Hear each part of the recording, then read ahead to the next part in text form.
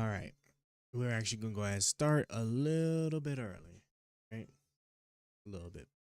I do need to fix something over here on this side of my stream real quick. Even do something over there. Oops. Okay. I just wanted to make sure audio wise we were good. It looks like we're good audio wise. You know, that's always the scary. It's always the scary part for me, is to not have the audio just like jacked. Hold on. It is this over here, right? I am going to move in this bit like that. Yeah, see, so that looks better. All right.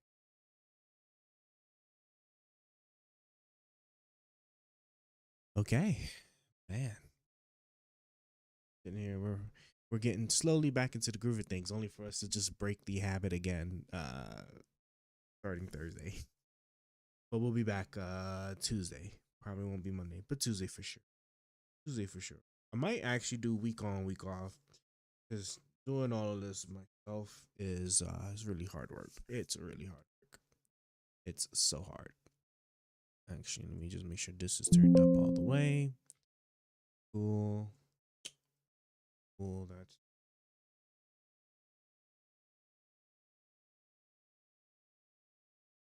like I said, it's a coming. It's a coming. Might as well take.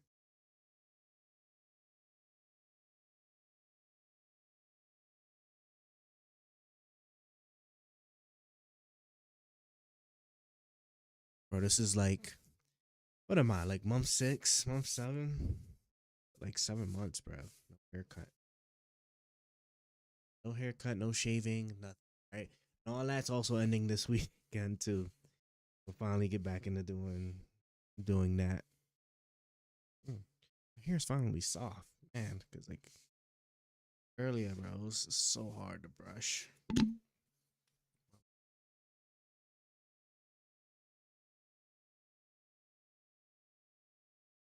It looks so silver. It looks so silky soft, man. Look at that. Yeah, when I cut it, when I cut it this weekend, psh.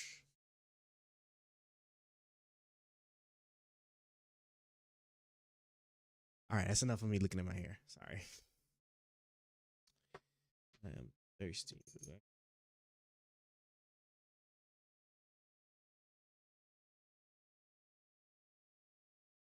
Real man drink. Are you non-alcoholic? Just tastes so good. Bring you over here. All right, so what we doing there, right? So we're gonna, like I said, I'm gonna try and stick to mostly just politics for this week. We're going to temporary, like just like 4 or 5 day hiatus, and then we're back into our regular programming. Got a lot of stuff. I'm tired of trailblazing. I'm tired of trailblazing. So much in this pollen is killing me, bruh. This pollen season is like pissing me off so much. I have that, and I have that. Okay. Oh, and see my shirt here. I saw this. I was like, yeah, I gotta get it. You know, I had to get it. This McDonald's and Burger King. All right. Let's get to it now. So first thing I'm gonna do is actually Jeffrey's already on standby, so we already got him. We already got him set up. I just need to because I was like testing some, so it made me mess my thing up here. So let me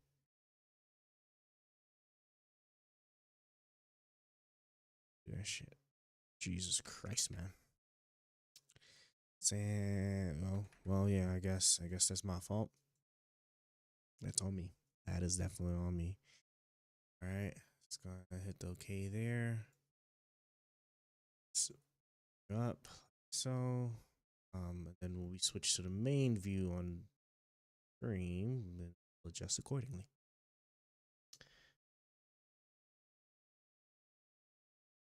And now and do a little bit of that. Okay, that looks good to me. And let's go ahead now. We're going to transition over. And we're transitioning. Bam. All right. So Now that that's a, a done deal there, let me clear all these notifications. Don't want that.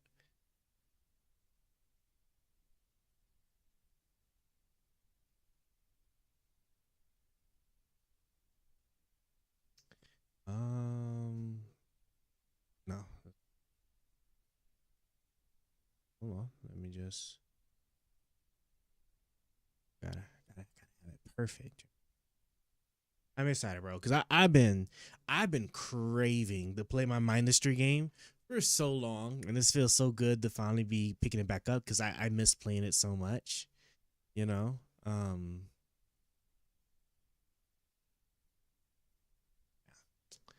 Now what we're gonna do is I might actually just like take all around it and then take it since this is like such a mofo. All right, let's get the video going. So what are we watching today? Aiden Ross and Drake full stream. Really?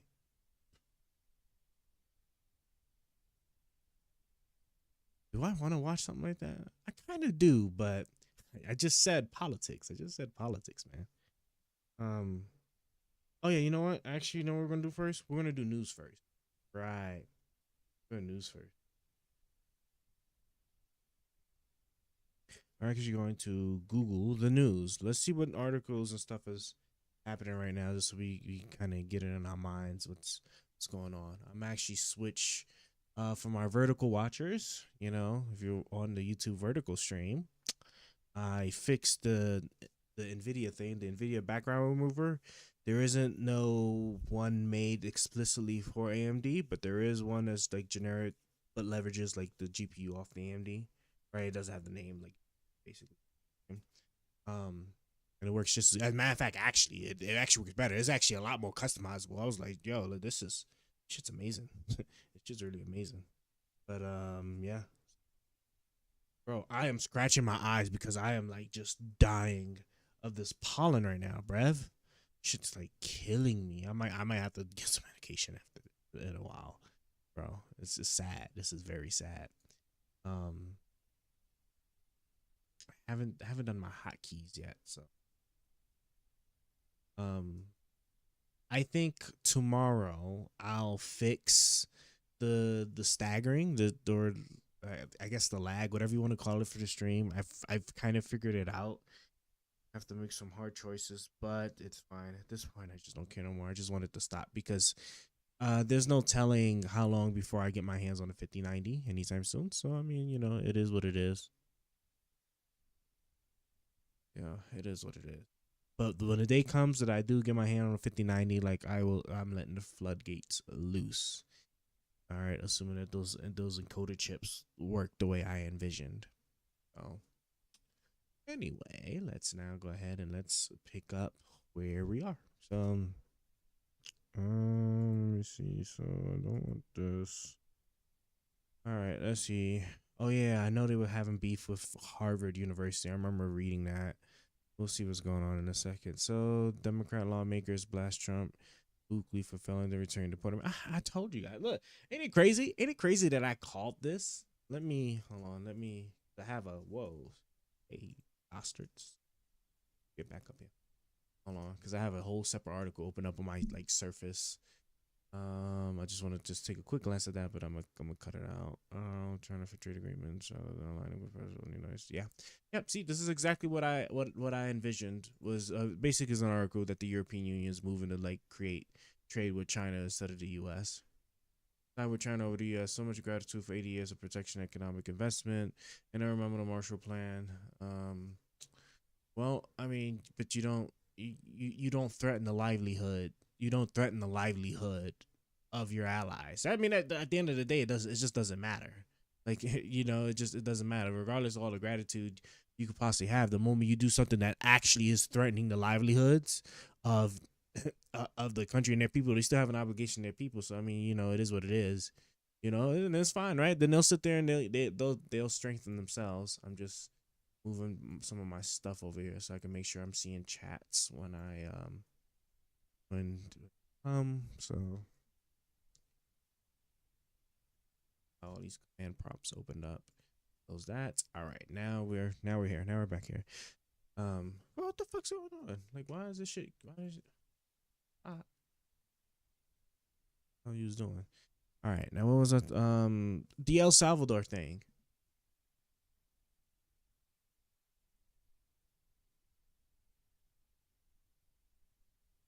Not playing with me. All right. So like the El Salvador thing. Look, I even called this. I even called this yesterday. I think I'm pretty sure because what you call it asked me that in chat, and I was just like, bro, like he's not coming back. Like that was exactly what I said. Like and just like I thought, right? I told y'all this didn't that he's not coming back. Like at the end of the day, there's nothing. There's no legitimate argument that could be made to for to make the United States get somebody back in a foreign country. It's done. It's done. Like there's nothing they can say to. Why do you think the Supreme Court sat there? Like I don't even think they even told them to bring them back. They just said they need to basically not the word try, but it was obviously like that they were not like putting no like enforcement behind it because you can't. There's just nothing. There's no mechanism for that in a foreign nation. Like I'm sorry, you know, if he's not going to be serious about it, he's not coming back. So I mean, it is what it is, and that's crazy because what they're basically saying is that if they wanted to, they could do the whole thing within 24 hours. Sit there and say that uh you didn't have your driver's license on you. You fit the description of like an illegal immigrant, and as long as they could just like pump you out the country within 24 hours before the legal process could even get started, right? That's it. The moment you leave US soil, it's a wrap. Like it's a wrap. Like that's it. And that's the craziest thing to me. That is the absolute craziest thing to me that makes me like actually like upset. That like that's even a possible thing, right? And of course people are going to sit there and be like, oh well, obviously, they're going to sit there and they can't deport citizens or whatnot, it's the simple fact that there is a circumstance where you could be designated not to leave. Your citizenship means you can't be deported, so you just allowed a circumstance where the government can make a mistake and take you out the country and you are not coming back. Like that's the point. The point of the matter is that you are not coming back. Like that's what's so crazy about the whole thing. Um I just I can't I can't do it, right? I don't have the energy for it right now. I'm Everybody needs to be planning for next year. I'm telling you, next year is going to be the craziest thing. You guys need to look at, is it North Carolina? Is it North Carolina that has their like state Supreme Court thing going on right now? We're going to have to look it up. We're going to have to look it up. Um, Supreme Court race. All right, the Republicans attempt to, because I was reading this a little bit, and I think there's like only a day left before it's basically, yeah, actually, because I believe it's the 15th. They have till the 15th, right?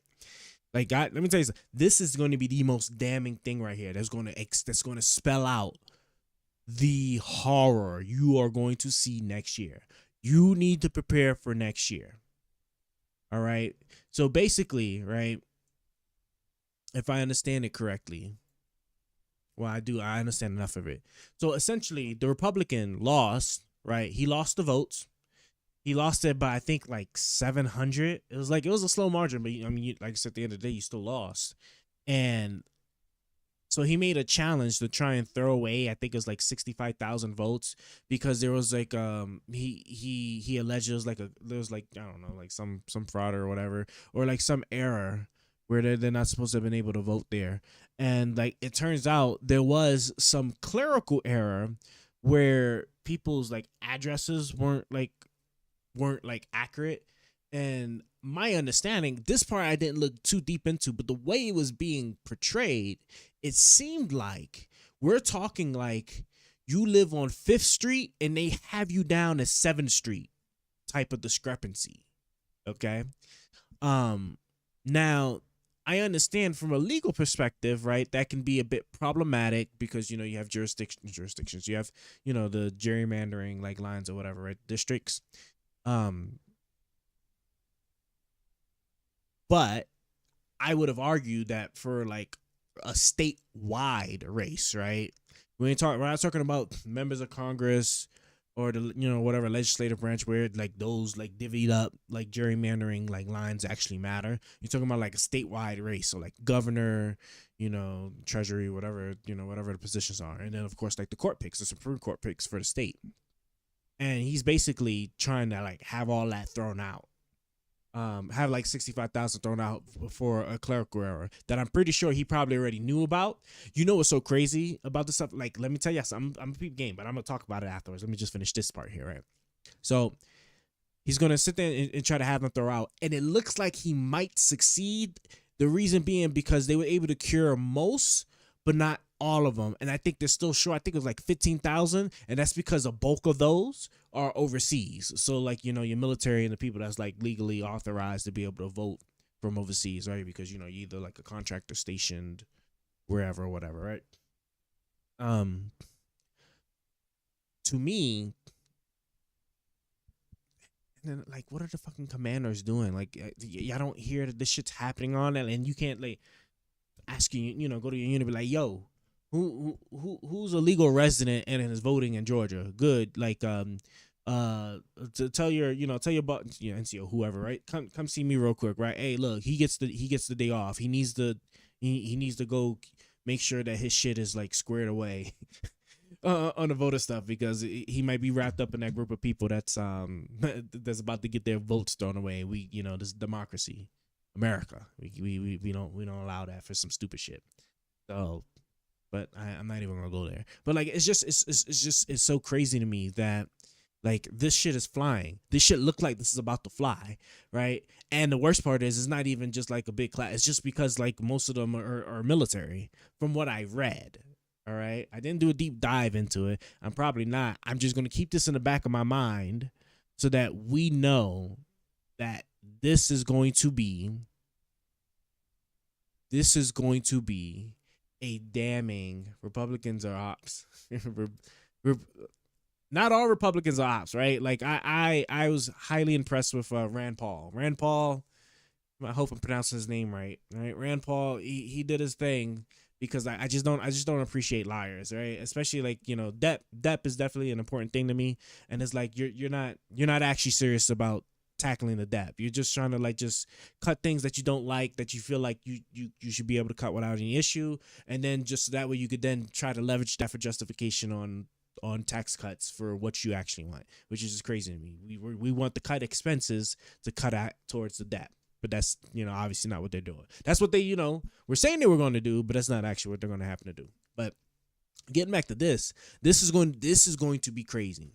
And the thing that scares me the most is that I'm trying to imagine if like the Democrats were to become unhinged, like they stopped playing by the rules and then they became unhinged the moment they managed to sneak back into power, or slip back into power, right? Just imagine if they had somebody that was just as unhinged as this on Democrats, and I mean just like overt, just as like how Trump is, like sitting there just like shipping people off, right? Because they could just you could just imagine, right? Even the stuff like getting the Palestinians, whether like however you feel about Israel or the Palestinians, right? It could just as easily have been flipped, and it could have been like a targeting against the Jews, like just as easily, right? And there would be no recourse, because they've already showed what they're going to allow the president to be able to do, and what the court is not able to like actually enforce with the executive branch, right? They literally can do whatever they want. And then just imagine if that's in like an unhinged democratic hands, right? Like the shit's about to be crazy,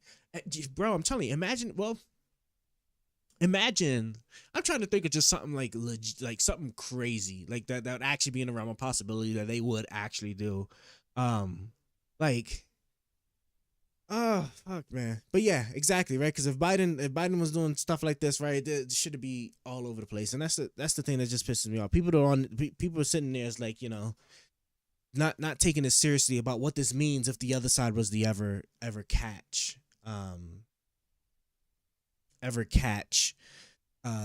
the levers of power again. Hold on, I'm just trying to fix something real quick on my stream here, because I'm realizing that this is actually looking kind of crazy. Can I move this Oh yeah, see that? We move you back that way. Hopefully this, like this, and loose alert is fine. The federating thing is fine. And hold on, I'm almost there. Almost there. Almost there. I'm almost there. And one last lever now, the attempt to mess with. And is it this? I will leave it at 50. We'll just pretend like that's fine. See. Nope. Nope. Nope. Almost. I'm probably just gonna change the whole this one, right? Video matting. It's better. That's better. That's better. All right, that's good enough for me. All right, I'm just looking at something here. All right, let's get back to it. They're like they weren't the big crybabies the last 4 years while Biden was in office. Yeah, exactly. You know, and I just can't imagine. I can't imagine the amount of just like outrage they would have if Biden did any of these, like this, any of this stuff, right? If he tanked the economy, right? Imagine if the economy was cratering under Biden, right? They'd be so up in arms and stuff, but like here, Trump doesn't, and it's a whole different story. Let me close this. Hold on. All right, let me just blast through some of these like headlines. See if we see anything. Am I pressing a button? I feel like I'm pressing a button. I don't know why it's like around like that. The guy that was sent to El Salvador, he's not coming back. I called that yesterday. Regardless of what the Supreme Court was saying or what the lower courts were going to do, he's not coming back. Foreign soil, once he's on foreign soil, there's nothing nobody can do. that was the done deal. I do remember reading this. Harvard's going to like fight back against the Trump administration. Now they are, I believe, the wealthiest university in the U.S. So I do wonder what they're going to do, losing so much of the money. I mean, technically, I mean, it sucks. You could technically put a pause on it for 4 years, or like whatever research and development stuff he's doing. And I mean, it's just, it is what it is. So we'll have to look and see. Let's see. The economy had one rough day under Biden and they were shooting their pants. Yeah, exactly. Right. Or the inflation thing, right? Or the inflation, right? Oh my God, I can't wait.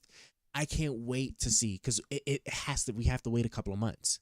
Because he keeps doing this bullshit with like this on and off tariffs, because he can't, every time he tries to do it, he realizes like the world is going to react and actually like counteract his tariffs, and then he gets scared and then he just takes some shits back off. Like that's the thing that's like really pissing me off. Like if you're gonna put the tariffs on and you're gonna be about the business you were sitting there saying, right, then do it. Then do what you're gonna do. But you realize at the moment you do that and the world actually reacts the way they're gonna do, then like you're fucked. Like you're basically fucked, right? Because like those counter tariffs, right, that the Chinese put, that the European Union's put, right, that the rest of the world will be putting on you, like obviously, like, it's gonna mess up a lot of stuff, right? And then there's gonna be a clean sweep. My God, would that be a clean sweep on during elections where the Democrats are just, I don't even know if they even have to do anything. It's just like the environment is just speak for itself. But that's the danger, right? Because see, if we're gonna allow this bullshit like North Carolina Supreme Court thing to fly by, he's in the levers of power now. He has all of the loyalists in the positions that he want them to be, and he's purging those people out he's going through every one of them with a fine-tooth comb now. Because I'm telling you, mark my words right here, right now, right? When it comes to the elections next year, he is going to nefariously involve himself in it, right? Remember, we already caught him last time, right? And look, right, I don't like saying this because, like I said, I'm a registered Republican. I lean towards like the Republican ideology when it comes to debt and fiscal responsibility. But at the same time, I'm going to call it what I see it, right? He got caught red-handed last time when he was trying to pressure his Justice Department to send those letters to those like governors in the states that he lost to say that they found evidence of voter fraud when they didn't. And the only reason why none of that went through is because they were like, yeah, we're like our entire department will quit before we do this, basically. And now that all those people are gone and he's making sure he gets all those people out, right? There's no telling what they are going to actually do next year. There is a telling, right? They are going to do something along those lines next year. I'm telling you, and it's going to be really crazy. It is going to be really crazy, and some around black people are falling for this shit too. Oh my god, don't even get me started.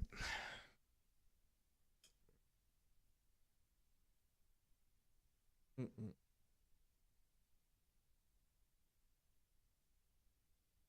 Man. Let's see what we got here. 5060 came out. Finally, that's cool. Already choking off U.S. exports on the slide.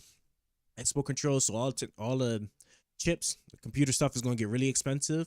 That's why I spent the last couple of months buying as much stuff as I could, because I'm trying to tell you, pulls is U.S. Google shopping ads. Yeah, I'm telling you, it's just going to get expensive, boy. All of that's getting expensive. Let's see.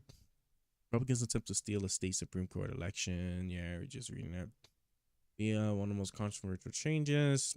Redefine longevity. What kind of phone is this? I'm just taking a quick look here. X cover 7. Oh, this is a case. 7 years of updates and removable battery. Oh no, this is an actual. This is an actual phone. The Galaxy X cover 7 Pro smartphone. 7 years of updates and a removable battery. Oh, that's cool. I never heard of it. All right, let's see. U.S. born attorney says she was told to immediately self-deport. I'm sorry. It's just I shouldn't laugh, but my God, Rev. I'm just curious. Let's see. Here on Fox. Yeah, let's see. A Massachusetts-born immigration attorney is questioning how many people were being wrongly instructed by the federal government to self-deport, as she says she received an email from the Department of Homeland Security telling her to leave the U.S. immediately because her parole was terminated. How the hell did she get a? Huh? Nicole Macaroni, if that's how you shared an email to her Blue Sky account on Friday, stating that she knew it was sent to her in error and so wasn't worried. But what about the people the emails are actually aimed at? It is time for you to leave the United States, blah, blah, blah, non-citizens, enter the U.S. And yeah, this is what I'm talking about, right? Because you got to think about it, right? I'm trying to tell y'all, the fact that we're going to just sit there and we're going to let that shit fly, that the guy they wrongfully deported, even though he was still an illegal immigrant, that they wrongly deported because he was still in the midst of court proceedings, is not there. We're not going to at least put pressure on Trump to get the man back, to adhere to, like, American due process. Is that it's only a matter of time before they botch something egregiously to where they actually do accidentally deport an American citizen. And then, I don't know. Well, like I said, again, right? There's no obligation for them to get him back. So this eventually this is going to happen. Like, I see them fumbling this so egregiously bad that they're going to pick somebody up off the street, misidentify them. That person is going to just so happen to not have any, license or whatever on them. And then it's a wrap, right? If they get him out in 48 hours, it's a done deal. Like, you're not coming back, U.S. citizen or not. And it's crazy that we're living in a world now where that is an actual possibility, that you could actually get scooped up and disappear. Is it made in the U.S.? Let's see. Apple to analyze user data on devices. Oh, yes. Apple will be using your own information to feed their AI now. Remember reading that? I remember the price rising in the PlayStation 5. Remember reading about that. Largest U.S.-led military exercise in Africa. Oh, that's minimum storage. Yeah, I remember that. Social Security Administration launches anti-fraud measures. Now this would be good, right? Because like they were sitting there saying that, oh yeah, we got all these people that are 150 years plus, right? That's and I'm like okay, like that's in the system. How many of those are actually getting a paycheck is what I want to know, because I seriously doubt that for the last like 2 or 3 administrations that nobody seemed to like think that there was like these people that was 150 plus years old that were actively getting paychecks, right? These are all just people that are just in the system that don't have a recorded date of death, right? And like it is what it is, because like when it comes to old systems like that, they're just really bad with just doing proper data keeping. But the argument that they're trying to sit there and make is that this is clear evidence that there's a lot of fraud going on in the Social Security Administration. It's but how do you explain? Because if you got people that's like being registered as like 150 plus years old, it's not like their record just poofed in the system, right? So you're talking about people that were there during Trump's first administration. So you're saying that like through like 3 different administrations or probably more, nobody saw somebody who's like 150 plus years old and was getting like a social security check and then think like, we should probably look into this, right? None of the IG inspections that happened in 2022 or whatever, and all whatever subsequent years before then, right? And that's just the stuff how you know they're just like full of shit. Like that is really just how you know like they're just full of shit. So I'm curious what this anti-fraud measure is. Let's see. They don't want him back because he's going to expose them. I don't know about the exposure part. I think they just don't care. Like, honest to God, I think they just don't care.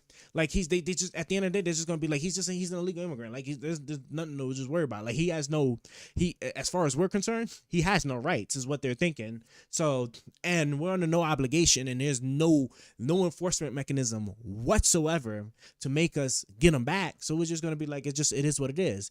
And then it just so happens, right? You notice how, after that ruling, it just so happens that the El Salvador president was scheduled to come, right? Isn't that weird how that lined up so well, right? That he was sitting there meeting with like all these different people, and it just happened the El Salvador one was scheduled to come right after that ruling.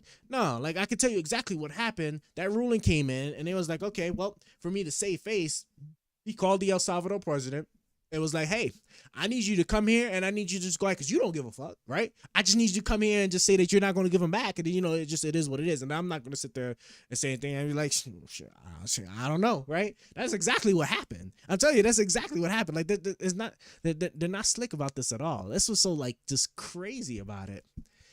And they're lying if there's fraud that people would be arrested once found. Yeah, exactly, right? Because it's one thing to sit there like there's like something wrong. It's another thing that entirely say there's fraud. Fraud is a crime, which means the prosecution can go have at it. You're telling me you have all this evidence of fraud, and you as heavy-handed as you are now with the Justice Department, you're not going to prosecute any fraud? Yeah, okay, right? Like the thing with like USAID, right? Oh yeah, this is all fraud and stuff. And it's like, no, it's not fraud. It's all congressionally authorized, right? You just don't like where it is just spending the money towards. And it's just it is what it is. It is what it is. AC launched measures that will identify suspicious activity in telephone claims by analyzing patterns and anomalies within the person's account, effective immediately. If the technology detects irregularities, the individual will be required to complete in-person identity proofing to continue processing their claim. The agency will still conduct identity verification for all in-person claims still. So you used to have an ability to like do your claim like over the phone or something, but I don't understand. Wouldn't that have just been like a natural requirement to begin with, to just like verify yourself first when you just initiate a claim? I would have thought. I would have thought maybe not, but then even then, I don't understand like what kind of anomaly. But what kind of anomaly are we talking about? Like like what kind of anomaly? Like what? Like you think you're talking to somebody that's 70 years old and it sounds like there's like a 20-year-old girl on the other side of the phone that's like speaking like to you about it? I mean, I guess like sure. It's kind of unrealistic. Just with respect that like most people just wouldn't do it because like it's just like Social Security fraud is like gets caught like so easily. I mean, it really do get caught so easily. So I mean, just it is what it is. These updates improve viability. So that's it. It's just phone analyzing. Oh, I don't even know why I wasted my time. Why did I waste my time? Let's see. The most government waste is in the military budget, yet they ain't going to touch that. Well, sort of. Actually, I think didn't the guy, I can't remember the guy's name. The guy that leaked the military, the military, the classified like military plans or whatever on Signal, right? Saying that they're not war plans. Meanwhile, like he's talking about like when and where they're about to bomb whatever place in some foreign country or whatever. Like he didn't he just like he put out a directive. I'm pretty sure he put out a directive where like he's chopping up. I think he's like trying to drop like, was it like 30,000 uh like civilian jobs from it. Like they're doing like some stuff. Like, again, it's not like nothing crazy, but what is it like? If I can I just Google like military cuts considering proposals? Yeah, right. Oh, and troops too. Yeah, that was the thing too. So they're thinking about cutting the force size down, reduction up to 90,000. Yeah, so up to 90,000 soldiers. And then I believe on the civilian side, it was like, I think like 34,000 or 30,000, it's like somewhere around there. Research suggests 10%. No, that's UK. 90, I see 90,000. Let me just do civilian. Because, yeah, so it's like 90,000, it's like 90,000 like military, right? Which is a lot. That is quite a lot. Um, I'll just say civilian. Cut IT contracts. Guys to advance civilian workforce over. Let me see this one. I think is here we go. Pentagon is cutting up to 60,000 civilian jobs. So you got 90,000. You got 90,000 soldiers and another 60,000 civilian jobs that they're going to cut. Right now, a big bulk of what they need to, what I guess you could argue they need to be cutting into would be like just the actual like procurement stuff, because that's like where a lot of the money really gets wasted. It's just like on the stuff that they buy, or contracts and stuff that they pour money into. But they're definitely like, as far as people goes, because these people's livelihoods and expertise and stuff, yeah, as important as it is, we don't need it, right? So we're just gonna kick them out into the street. Yeah, I can close this now. Let's see. Oh yeah, you say you can verify your claim over the phone, but even then, it's still hard as fuck. I've done a hookload. I've been trying to get disability for 5 years. Um, ah, yeah, that sucks. Government's always been horribly slow, and now they're going to be even fucking slower. Well, I'd say I'll say starting September, no, starting October is going to be even much worse, because then that's when they're actually able to actually put in the cuts stuff. Right now, like they can't really. I mean, to me, it's also kind of crazy that you'll sit there and like these people that you can't fire because you already have money appropriated to for them to work, but you're just so hell bent and so like spite just so spiteful of just government operations to begin with. You're just going to send people home for months with pay, right? Because you can't actually take their pay from them, and you're not going to at least just have them keep working and just work. And it's just crazy to me. But starting October, next government fiscal year, right, where they're able to like then push whatever budget they're going to do, that's when all that's getting cut, all that's going to be gone, and it's going to be a sad day. But they just raised the military budget too. Generals waste of yes, they do waste a crap ton of money, and yes, they did raise the budget because they just but that's just like something typical they usually do. It's not even much thought behind it. So like, come this upcoming like fiscal budget year, I would actually be surprised if they increase it any further, because they're getting ready to they like I said, they're trying to like cut all of the forces down. They're cutting the actual active duty force down, the civilian force down. He's already told them to nix like the contracts. Was I looking at? I was looking at summer, right? Nix the contracts and stuff. So I'd actually be surprised if they don't just keep the funding levels for the military right there. I don't know, like reducing it might be a bit too controversial for their appetite, but at least like keeping it right there, I'd be really shocked. Um, let's see what do we got. Trump's meme coins braces for 341 million token unlock after 3-month downtrend. God help us. Get active, Apple Watch. I'm just looking. Look like we're almost at the end here. Yeah, we already read this stuff. Aims to join the 1 trillion club. Okay. Systematica suffers as Trump. China's lunch in Trump's trade war. This is true. I would be interested to see what India does once the stuff with China really kicks off, because India could be poised to like really, they can become like they can really become like China. Especially with they have the same population size and everything, and like same like lower standards of living with respect to like cost of living. Um, and it would be interesting to just see if like India like tries to like make serious moves to like fill in that gap. um that they're like pushing from the Chinese. Will freeze 2 billion. Dun, dun, dun, dun, dun. He returned to the U.S. White House. State Department funded by nearly half. Like, see, yeah, there's gonna be a lot of bro. This goddamn budget that'll come up is gonna be crazy, but next year is gonna be so wild. That's gonna be crazy. India and China are probably going to be superpowers in like top two in 50 to 75 years. I'd actually argue that China is probably going to achieve it in about 10. In about 10 years, China is going to be like a really massive superpower. Because if you look at we cemented our superpower like when we developed like the first nuclear bomb, right? And then like we took that advantage and then started expanding our military to maintain our superpower edge. China is going to I am confident that China is going to have a breakthrough on the AI stuff first before any Western country.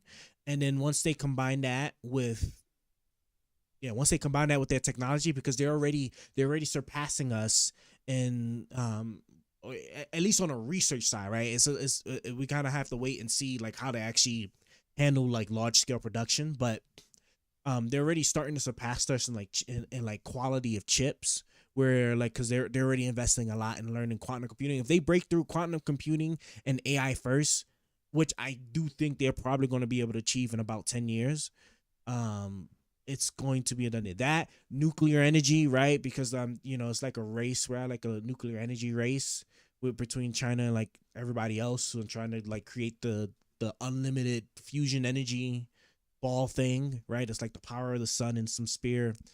And like they were breaking records, and then I think France like broke a record like a couple of weeks ago, right? For like being able to make it run for 23 minutes. But this is what I'm talking about, right? Like this is all these things that the Chinese are all simultaneously doing, that's all advancing themselves. And like I am really I find it highly likely that they're going to be in a position 10 years from now where like they are significantly superior in terms of their technological capability. Now, whether the manufacturing side of it, because you also need a manufacturing apparatus as well, with respect to like your cutting edge technology, um, in order to actually like really cement that. But just having the capability alone, like now, like it's like an actual. It's not so much as a possibility. It's like it's an actual like just when are they actually going to be able to like mass produce this kind of stuff, right? This is going to be the moment. That's going to be the moment where like they push past us, right? We've been defunding education in the United States for so long that I just don't know. I don't know. I don't know what we're going to do. Like we in about shit. I don't even know what we're even going to be looking like in about at the end of next year. Like I said, like next year is going to really tell us exactly where the country is heading to for at least like the next couple of decades. Like I just don't know. And meanwhile, the Chinese having the benefit of a dictatorship, right, where they could just control their people and put them through whatever harsh environment they need to in order to make sure they come out on top. I just don't know. It's gonna be a hell of a couple of years. These next 10 years is gonna be crazy. Shit, this next year is gonna be just crazy. Let me see. Federal minimum wage. Stop hiring human agents. Startup. Okay. Okay. And then, I'm not gonna read this article, but I'm just gonna pull it up just so I can just like. I do want to take this moment to tell everybody, right? I believe in capitalism. Okay. Capitalism. I do believe in capitalism in most places. Okay. The only thing I don't agree capitalism being in is going to be in the stuff that it shouldn't be in, like healthcare. Capitalism should not be in healthcare, right? There should never be a point in time where you're dying. There is something, however many X amount of miles or yards or feet or whatever, that can save your life. And then it's just a matter of can you afford it or not? And if not, we're just going to just let you die, right? If I'm not mistaken, Trump's first presidency. Was it his first or his second Congress? Either his first or second Congress, right?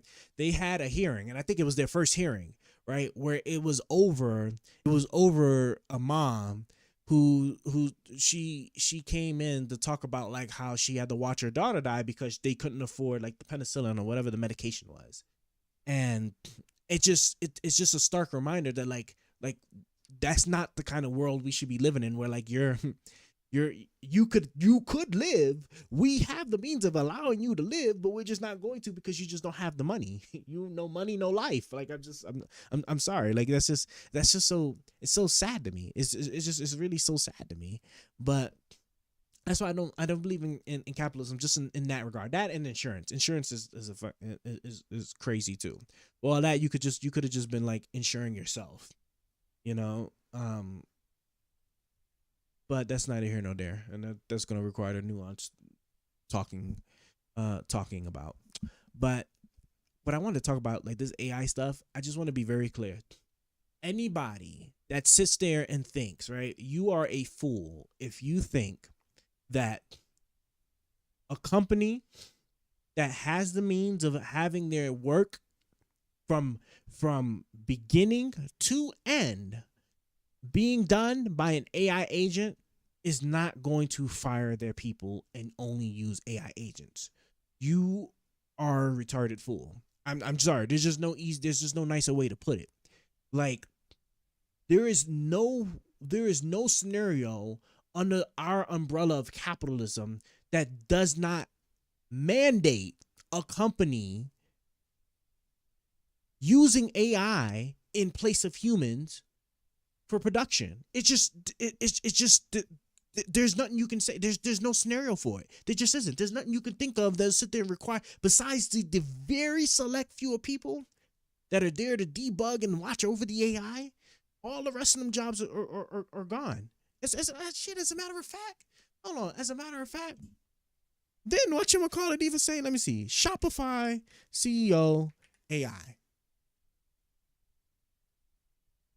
Yeah, here we go right here. Perfect example. I remember coming across this, right? Perfect example, right? Like basically the Shopify CEO says that he said that from now going forward, if they want more people, they need to prove to him that the job cannot be done by AI. All right? The job cannot be done by AI. This is coming, right? I don't understand why everybody's letting all these like Elon Musk and all these other people to sit there and convince you that you're going to have a better life and a better living, letting these people in control of deciding what's going to happen. I'm telling you what they're going to choose to do. At the end of the day, right? They're just there just for the money. They're just going to be there for the money. They are going to let those people go. Now that he's like already taken that position, now he's actively looking at, when can I start letting people go and start transitioning to a full AI workforce? That is what he's going to be doing. That's what everybody's going to be doing. I'm sorry, right? And so like now, you have a choice. You know, really humanity has a choice, because if you don't, I'm not, like I said, again, I support capitalism, but if this is what we're about to be led into, is incompatible with capitalism, because you can't have a bulk of your workforce excuse me, you can't have almost your entire workforce not able to work because AI is there. You're going to have to switch to a socialism system. There's no choice. There's legit no choice, right? Because if people can't get a job because AI is able to do it, and people can only make money by working, right? You're going to have to do it, because otherwise then your economy collapse, right? Because people aren't making money. People are not making money. People are not buying stuff. People are not buying stuff. These companies are not making profit. They're not making profit. They can't operate, right? And it's just it's a very vicious cycle. And what's going to end up happening is that, like, what they're going to do, this is how I see the transition actually happening. A couple of companies, once they're able to, they're going to make the full transition. They're gonna be the very first ones, right? There's going to be some companies that are going to be the very first ones to hit it on like a full AI workforce, no people, right? Once that gets, I'd say like, let me see. I would say that once unemployment hits 8%, I'd say like 8%, 8%, right? It's not going to be until unemployment hits 8% with no vision of coming down because of the AI transition that then the governments are going to want to react, because they're going to look at this and they're going to be like, oh shit, like uh we're kind of, I mean, yeah, we're essentially fucked, right? Because we can't, unless they want to throw away their capitalist beliefs, right? Because remember, right, maybe they try to pass laws and be like, a company can't have, more than, however they choose to even quantify it, but like 40, we can't have more than 40% of your workforce being like AI agents, right? Has to be people. That's really unrealistic. I don't see that being the case, but um, unless they throw away their the whole point of capitalism in the U.S., they're going to have to they're going to have to transition. They're going to have to transition to a socialist system. There's no choice. There's going to have to be a universal income, um, and or maybe just like stuff just stops costing money after a while. Right now, it's just a matter of just spending like labor, like capital, labor points, right? Where like if AI is able to do all the work, so that means like they're like from the beginning to the ending to the recycling cycle, to the end of the recycling cycle of being able to then reproduce the good. You could argue that we don't even need you don't even need like a currency system anymore necessarily. It just be more like a quota system, right? Where like you can only get but so much and at a time, and maybe maybe you keep like luxury. Maybe there is a thing for like luxury stuff, but um yeah, no, it's that time's also coming. That's going to happen. That we're still some times away for that. I would say we're like 23 years from that. Because even if AI, because the breakthroughs that there's a lot of breakthroughs that have to happen first with the technology. So quantum computing, I think once quantum computing takes off or has the like breakthrough it needs, then we'll see AI probably at that moment on the cusp of hitting the general intelligence needed to like be able to like replace people en masse. But outside of that, I'd say we're like 25 years out, because I feel like we're still probably like 5 to 7 years before quantum computing probably becomes like truly usable. So we'll see. All right. All right. Now we can go ahead. We can go into this. Let's see.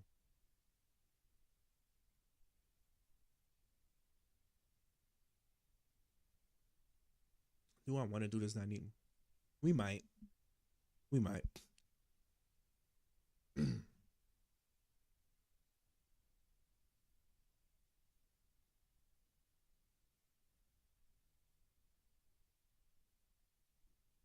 Oh God, that's so good. Oh my God, she's still doing stuff. The real reason she left the Daily Wire. Wait, Brett Cooper left the Daily Wire? Oh, really? We're not watching this whole 3 hour plus video, but we are going to skim through and we're going to see what's what's up. All right, then we're going to watch this, and then we're actually going to play our game. Um, just give me a second now while I switch to me headphones. What time is it? It's 11:40 ish. Right there. And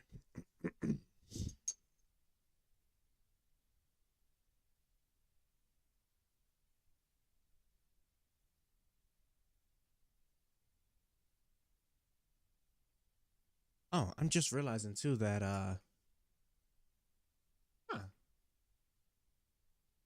I'm just realizing too that my thing. So I kind of designed, well, a far cry from calling it a design, but I kind of just like developed that myself per se. I still gotta like actually figure out how I want to implement the texting in order to actually be lookable. But I am noticing that, excuse me, it is like it's like behind a single message. So I'm gonna have to take that in consideration and see what's going on.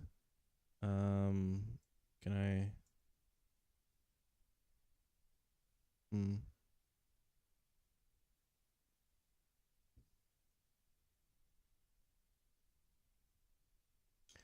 Um. I'm gonna have to. I'm gonna have to figure out what would I do in order to. What would I do? Fix that. Chat log. Chat log line limits.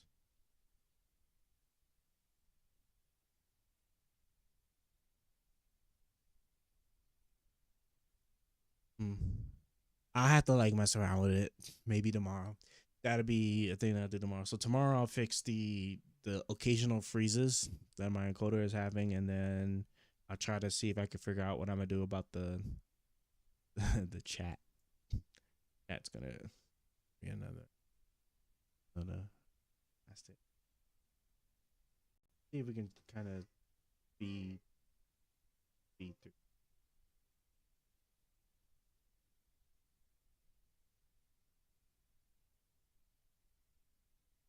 I didn't know she left the Daily Wire. Well, no wonder why I stopped seeing like stuff of her. I mean, I'm happy you're here. oh, there we go. We got a lot to dive into. You ready? Yeah, for sure. Anything off the table? No. All right, all right. How's it going independent? It's awesome. I'm having a ton of fun. Are you? It's very freeing. Is it more challenging than you thought it would be? Yes and no. I think I was surprised about the things that have challenged me. Because I knew going into it that there was a lot that I didn't know that other people had managed and that I didn't have a hand on. And that was one thing that I never really loved, was that I didn't completely have a hold and a sense of everything that was going on in terms of my career and brand. So weird to talk about yourself as like a brand, but sort of how it ends up being. And so it's been really nice to dive into that. But of course, there's a learning curve with that. But it's been very freeing. Well, we'll dive into that later. But Nice. I just want to say, man, like, you're 23 years old, right? Yeah. Very sharp 23-year-old. And I just have a ton of respect for you. I don't dabble with the Gen Zers much. I don't get the opportunity, but you know, I've been stalking you for a little bit. Sounds kind of creepy, but no, like, you know, I saw, you know, obviously the transition from Daily Wire and kind of disappeared for a minute and you popped back up and like you got spunk in your step. You're crushing it, man. And it's really like Utah homeowners, you can replace wanna your know why she old left. AC unit That's it. at That's no all I cost just thanks wanna to know. new funding. I've seen so many people, I don't know your experience with this, but I always say like the first year is the hardest. And it was hard, but not because of him. It was hard just because we had things going on. I had work things. He left the corporate. Let's go here. Go and get Utah homeowners, Jesus you Christ, can these replace your goddamn old AC homeowner- unit at homeowner no ads. cost thanks to new funding. Millions in I funding. just want to know. what was your motivation to go independent? When did that pop into your head? I was ready for something different. You just wanted a new challenge, or Yeah, I think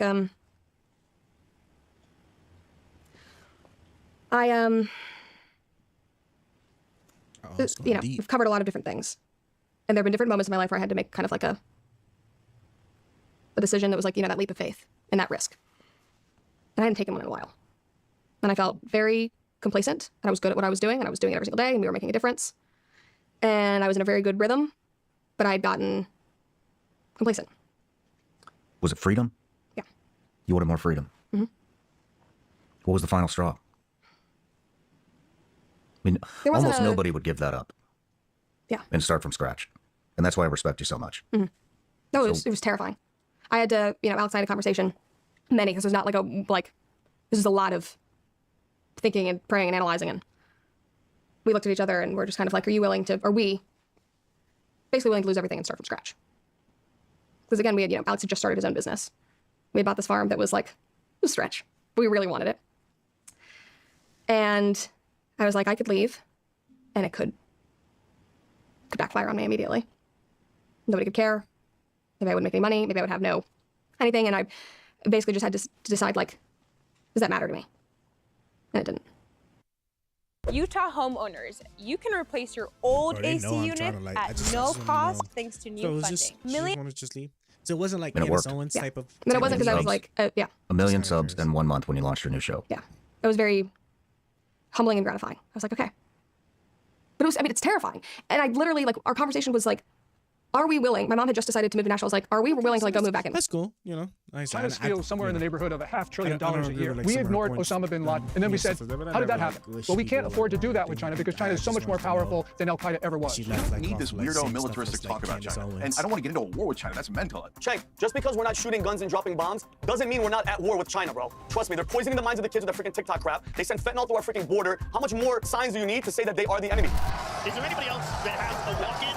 I mean, people are waking up, Piers. I don't think they're necessarily bending the knee. It's like America is just fed up and they're just tired of the nonsense. Good for Bill Maher. People are being rounded up for their ideas, and that's new, and that's chilling. No, this is all a protection of Israel. And once you take away his rights, you're taking away our rights. And that's it. Round them up. There are no half measures in today's febrile public square. President Trump's 90-day pause on most new tariffs was either a masterclass in the art of the deal or a panic-stricken climb down. It depends on who you follow online and what you watch. And the same camps are divided over Bill Maher, who has variously been described this weekend as a rabid MAGA convert and a sellout dupe for reporting on his dinner with the president like this. He's much more self-aware than he lets on in public.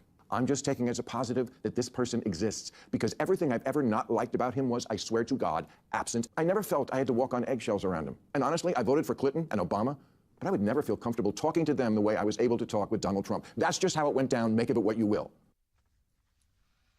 Well, the truth is exactly where he is, somewhere in the middle. If the 2028 election is somehow Obama versus Trump, as Steve Bannon suggested in the same show, you can safely bet that Bill Maher will not be backing the president. But he's also figured out that defending Democrats to the hilt over every cultural excess and constantly smearing Trump as a dangerous demagogue who can do no right isn't working out very well either. As for the tariffs, there's no doubt that they have caused chaos in the markets. But there's also no doubt that many countries are now hurriedly negotiating new trade terms that will benefit the US. And if MAGA is as divided and furious about the trade war as we've been led to believe, well, nobody told the crowd at UFC in Florida this weekend. And making the entrance right now to a standing ovation, the 47th President of the United States of America, flanked by UFC CEO Dana White and others, Donald J. Trump. Is there anybody else that has a walk-in other than a fighter? So nothing is black and white. Well, almost nothing. There are still things like Taylor Lorenz's fangirling over Luigi Mangione. You're going to see women especially that feel like, oh my God, right? Like here's this man who's revolutionary, who's famous, who's handsome, who's young, who's smart. He's a person that seems like this morally good man, which is hard to find. Jesus Christ. Sorry, what? Surely everyone with a brain or a heart or a modicum of compassion can agree that someone who executes a father of two as he walks down the street is not a morally good man. Well, let's find out. To debate all this and more, I'm joined by Cenk Uygur, the founder and CEO of The Young Turks, by Josh Rogin, analyst for the Washington Post Intelligence, Vinny Ashana, PBD's podcast Angry Patriot, and Gordon Chang, the author of Plan Red, China's Project to Destroy America. Well, welcome to all of you. Let me start with you, Cenk. Where are we with Tariff Gate? Because it seems to me the biggest problem right now for the administration is not the principle of leveling tariffs, which can be debated, or the overarching philosophy behind it, which is that America should be doing more manufacturing. I think most people agree with that. The real problem is the constant mixed messaging from the top people at the White House is causing, I think, real uncertainty and real damage, not least to Donald Trump's approval ratings on the economy.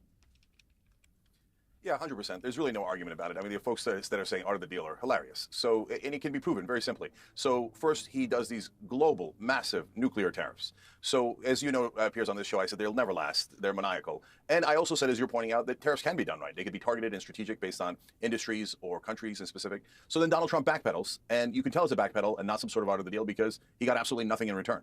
So the 90-day pause was based on zero give back from any other country. It's because he had miraculously crashed the stock market and the bond market at the same time, which was previously held unimaginable because one is supposed to go up while the other one goes down, but he managed to do both. And now China tariffs are super strong. Okay, exemptions for iPhones and electronics. Why? Because he hadn't thought it through. He hasn't thought through any of this. He's always doing this in a way that makes no sense at all. And by the way, if you like tariffs and you like the idea of rebuilding manufacturing in this country, Donald Trump just did massive damage to it. Because after this, who's going to want to do tariffs again? So there's absolutely no planning here.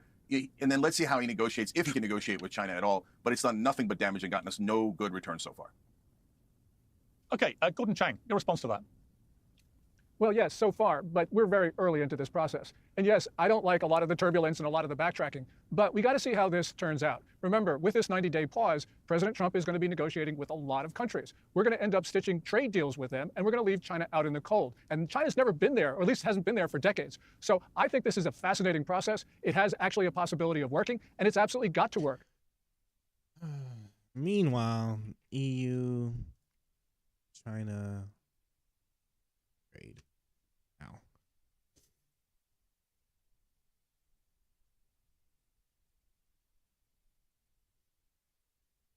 Mm-hmm. How did I know? All right, you know, because I remember seeing the headline earlier, right? EU China as ever amidst trade strategy is moving. European Commissioner President Ursula von der Leyen was quick to pick up the phone to China after U.S. President Donald Trump delivered his now famous reciprocal tariff speech earlier this month. Europe appears to be shifting its gaze from west to east as leaders lean towards China. You see, this is the problem. Okay, this is the problem. Like these people think that the rest of the fucking world revolves around the United States. That shit can be rescinded. All right.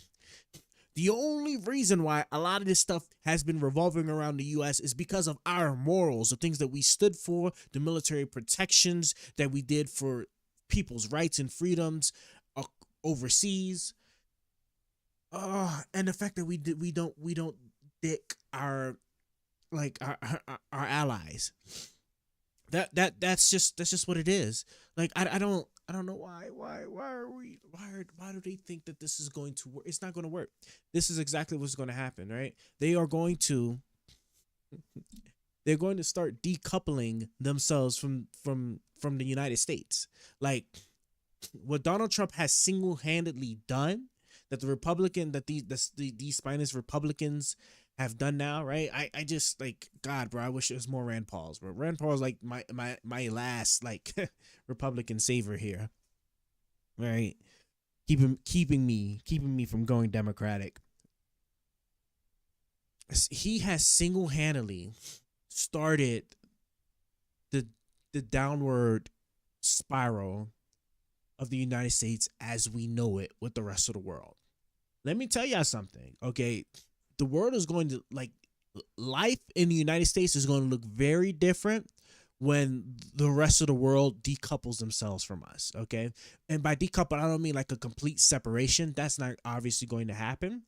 But, like, they're no longer going to be dependent. And I wouldn't be surprised if now, as far as the world currency transaction thing, that starts to move towards, like, being up for debate, up for change.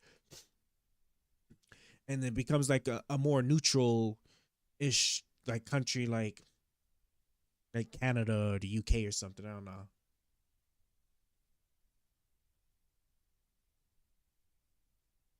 It's crazy. I want to know what's the excuse me. What is the thing that Trump has said?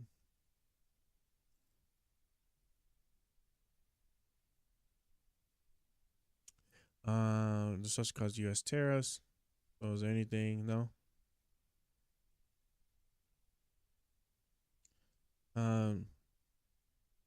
Hiatus. Incident.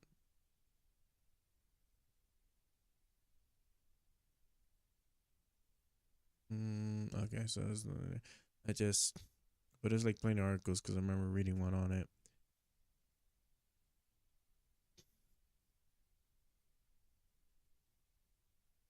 Spanish Prime Minister. Graph is going to get crazy. President Trump knows what he needs to do. Now, he may not do it in the way we like, but I think he's going to eventually get it done. So let's wait until the end of the process before making judgments about whether this works or not. Right, Josh Rogan, so far. There are 90 days. Yeah, I mean, Josh, there are 90 days to negotiate with countries. According to people at the White House, they've already had a lot of countries get in touch to try and do new deals. Is it right to judge this now, or should we be a little bit more patient, notwithstanding the fairly reckless way that this has so far been rolled out? Well, to be short, Piers, there is a lot of truth to the fact that all of these countries are coming to make deals with the Trump administration. They were doing it before. They'll continue to do it. And I'm rooting for the United States, and I think most Americans are rooting for the Trump administration to succeed. But it's impossible to ignore the fact that trade deals take months, if not years, to negotiate, and negotiating 90 of them in 90 days is not only unprecedented, it's basically fantastical. And, you know, will they get 10? Will they get 20? Will they get 30? I hope they get as many as they can. But what is the cost of that turbulence? What is the benefit versus the price that we pay while we're subjecting our economy and all these other economies, by the way, all these economies around the world that are so dependent on us, to all of this suffering and pain while we, you know, change our policy this way and that way? It just has to be weighed against the perceived benefits. So it's complex. And, you know, I'm not saying that they won't succeed to some degree, but it's impossible to ignore the fact that the way that they're doing it is causing massive, massive damage, not just to our economy. And I agree with Gordon that, you know, it's time to confront Chinese predatory and unfair trade practices across the board. But we get one shot at this. And I think isolating China is going to be really difficult, especially when China is increasing its relationship with all the countries around the world that we're also alienating at the same time. So yeah, it's not impossible that he could succeed, but it doesn't look good. It doesn't look good because of the way it's gone so far. We have to be honest about that. Piers Morgan Uncensored is now proudly independent. If you like the show, we ask for only one thing. Subscribe on YouTube and follow Piers Morgan Uncensored on Spotify and Apple Podcasts. Now let's get straight to the point. Support for today's show comes from a business review. All that help you set them up in a tax advantage is committed to getting the truth out there and get us purchase and mention my name, Piers. So make the smart move. Call 866-692-2474 or text Piers, that's P-I-E-R-S, to 65532. That's 866-692-2474 or text Piers to 65532. All the details are in the description. Now on with the show. All right, Vinny, look, you're a massive Trumper. You were with him at the weekend at the UFC, and we'll come to that in Florida, where he got a roaring ovation. There's no doubt the country, as always with Trump, is split, where a lot of liberals are in complete, raging fury about him. And at the same time, in places like Florida, he can do no wrong. But I saw a poll on CNN this morning, which has actually been, the polling they've been doing on him has been quite positive until now. But the polling on do Americans trust Trump on the economy and do they blame him or Biden for the state of the economy right now, they've never been worse for Trump. So now the American people have moved from blaming Biden to now blaming Trump, and his own approval rating on the economy is plummeting pretty rapidly. Now, I know Trump well, as you do, and he won't like that. He won't like the fact that his economic polling is plummeting. So this has to work quite quickly, doesn't it? Yeah, Piers, I think, well, first of all, just him walking into the UFC, like you said, we're going to get into, I've never seen anything like that. I mean, I saw Michael Jackson when I was a kid, and it was at that level, but we'll get into that. But Piers, here's my thing. Obviously, all we're going to hear is the fear-mongering from the other side. Everything, from the past 8 years when he first came in, it was, we're going to go to war with Korea. He was a Russian asset. We're going to go to war. Everything is fear-mongering, Piers. The guy hasn't been in for 3 months. Everybody needs to just relax, just like Gordon said, let it take time. And I have an analogy, Piers. Our country, like, you know what a heroin addict, when they finally stop doing the heroin and they put them in a room, they're detoxing, they're shaking, they're sweating, they're going through a bunch of, bodies are convulsing. That's what America's going through, Piers. We've been hooked on this freaking government, everybody walking all over us, every country taking advantage of us. It's going to hurt for a little while, Piers, but guess what? The tariffs are going to work. Stock market jumped 400 points today. Everybody needs to chill. And then, Piers, by the way, how many factories are reopening? Steel jobs are coming back to America. Japan pledged $1 trillion to come here. The UAE committed $1.4 trillion in 10 years. Saudi Arabia just lined up $600 billion, possibly hitting $1 trillion. It's not small talk. It's respect. And Cheng said it's not the art of the deal. This is exactly what it is. He knows how to play this freaking game. Now he doesn't have all the Russia and all the crazy shit happening around him. Just give him some time. Let him cook. Everything's going to be okay. You'll see. Trust me. All right, Cenk, trust Vinny. Cheers. Yeah, no, I definitely don't. No offense, Vinny. So listen, I'll say this: like the smartest thing that Trump has did is that he got all this out the way early. Because if he was trying to, because the thing is that like facts are facts, right? You're like with a bunch of a bunch of like a lot of multinational countries and whatnot. You're not just spawning a trade deal. You're not just being like, all right, well, we'll just. I mean, unless you want it to be that rudimentary, where he's just is like a piece of paper that just sits there and say like, yeah, like any imports or exports we do, we're not going to charge any tariffs on like automobiles or whatever, whatever it is you want to sit there and you want to imply, or you want to like talk about. I guess if you wanted to be that basic, right? But like there's actual things as far as like understand like volumes. What to do in case of like if like the country is being leveraged by another country to try to do like tariff evasions, maybe I don't know, like shipping routes or whatever the hell, or like if it's a land-based country that you could like drive to, then I guess like maybe the agreements for like shippers to have like automatic visas or something. I don't, I'm maybe it is like stuff like that, but which I sure like would make sense, but they make it seem like it's just as simple as just a piece of paper, some piece of paper just saying that, hey, like we just these categories would just be this tariff, this category would be these tariffs, and then that's that. I really doubt that's how like trade deals actually work. But what do I know? What would have garnered trust is if he had done this in a rational way and said, here's the industries I'm protecting, here's the countries I'm targeting, and I'm going reciprocal. If China's got 20%, we're going to put 20% on them, and it's non-negotiable, right? Or we're going to negotiate it down to 0 so that we're got it fair for both sides. But to do 145%, I mean, you might as well do 1,000,000%. It doesn't make any sense. At that price, you can't sell any goods. So he's not thinking this through. He's doing this in a crazy way. And you guys are saying, hey, let's see how it plays out. It's only 3 months in. I get it, and that's fair. And there's a long way to go with 4 years. But what you can't say at the same time is that it's worked so far. It hasn't. It did crash the stock market. It did crash the bond market. And Donald Trump retracted those because he had crashed the markets. That's not part of any plan. That's just a giant screw up, and he got nothing in return. So you can say, hey, maybe he'll get better later, and that's always true, of course, right? But to say that he's cooking now, no, he's cooked, not cooking. And so far, he's done nothing but absolutely bungle it and got nothing in return. But Che, what do you expect in 3 months, brother? It's going to take time, and it's going to be ugly. China has owned our asses, Cenk, for how long? And the only thing I fear, Piers, the last time, because listen, at the end of the day, all these other countries, they're gonna bend the knee. China is our actual threat. When people say they're our adversary, no, that's our enemy, okay, Piers? It's freaking China. And the last time Trump tried to hold them accountable, and we had a trade war with China, a virus mysteriously leaked out of a lab that we not only opened, we funded, and the main guy behind the helm that this virus leaked from got a preemptive pardon, and his hands were washed, and he has no accountability. That's the only actual fear. Trump is the only one that is holding their freaking foot to the fire. And I'm sorry, Piers. And Josh, you said at the beginning that I disagree when you said that people are hoping for the success. The majority of the people that I know on the left, Josh, hell no. They're like, no, they want it to fail. They want it to burn just so they could say it was Trump. It was Trump. We told you. That's not America, brother. We have the freaking president of the United States. He's the leader of the freaking free world. We have to back the guy. I'm not saying blindly back whatever the hell that he's doing. Check, I have some stuff that me and you agree on that he's doing that I don't agree with. But when it comes to this, when it comes to China, that is the actual threat. They freaking, mind you, the past 4 years, they got away with everything. They were flying spy balloons, Piers. Nobody said shit. All right, they buy land at all of our military bases, nuclear missile bases in Mount Montana. Nobody says anything. They do whatever they want. And then when Xi comes to San Francisco, you do some cleans the street, kisses his ass. It looked like freaking Beijing. All right, we finally got a guy that's holding their foot to the fire. Like I said, it's gonna hurt. It's gonna be a little turbulent. But bro, the guy knows what he's doing. He's a freaking boss, and he's a businessman. He's gonna be fine. All right, Yes, see, Josh, yes, the interesting thing about this. Hang on, the interesting thing, Josh, it seems to me about this particular crisis is it's entirely self-inflicted, quite deliberately, by the President of the United States. This is not some existential disaster that's happened or a pandemic or whatever it may be, or a terror attack or a war. Exactly, this is entirely...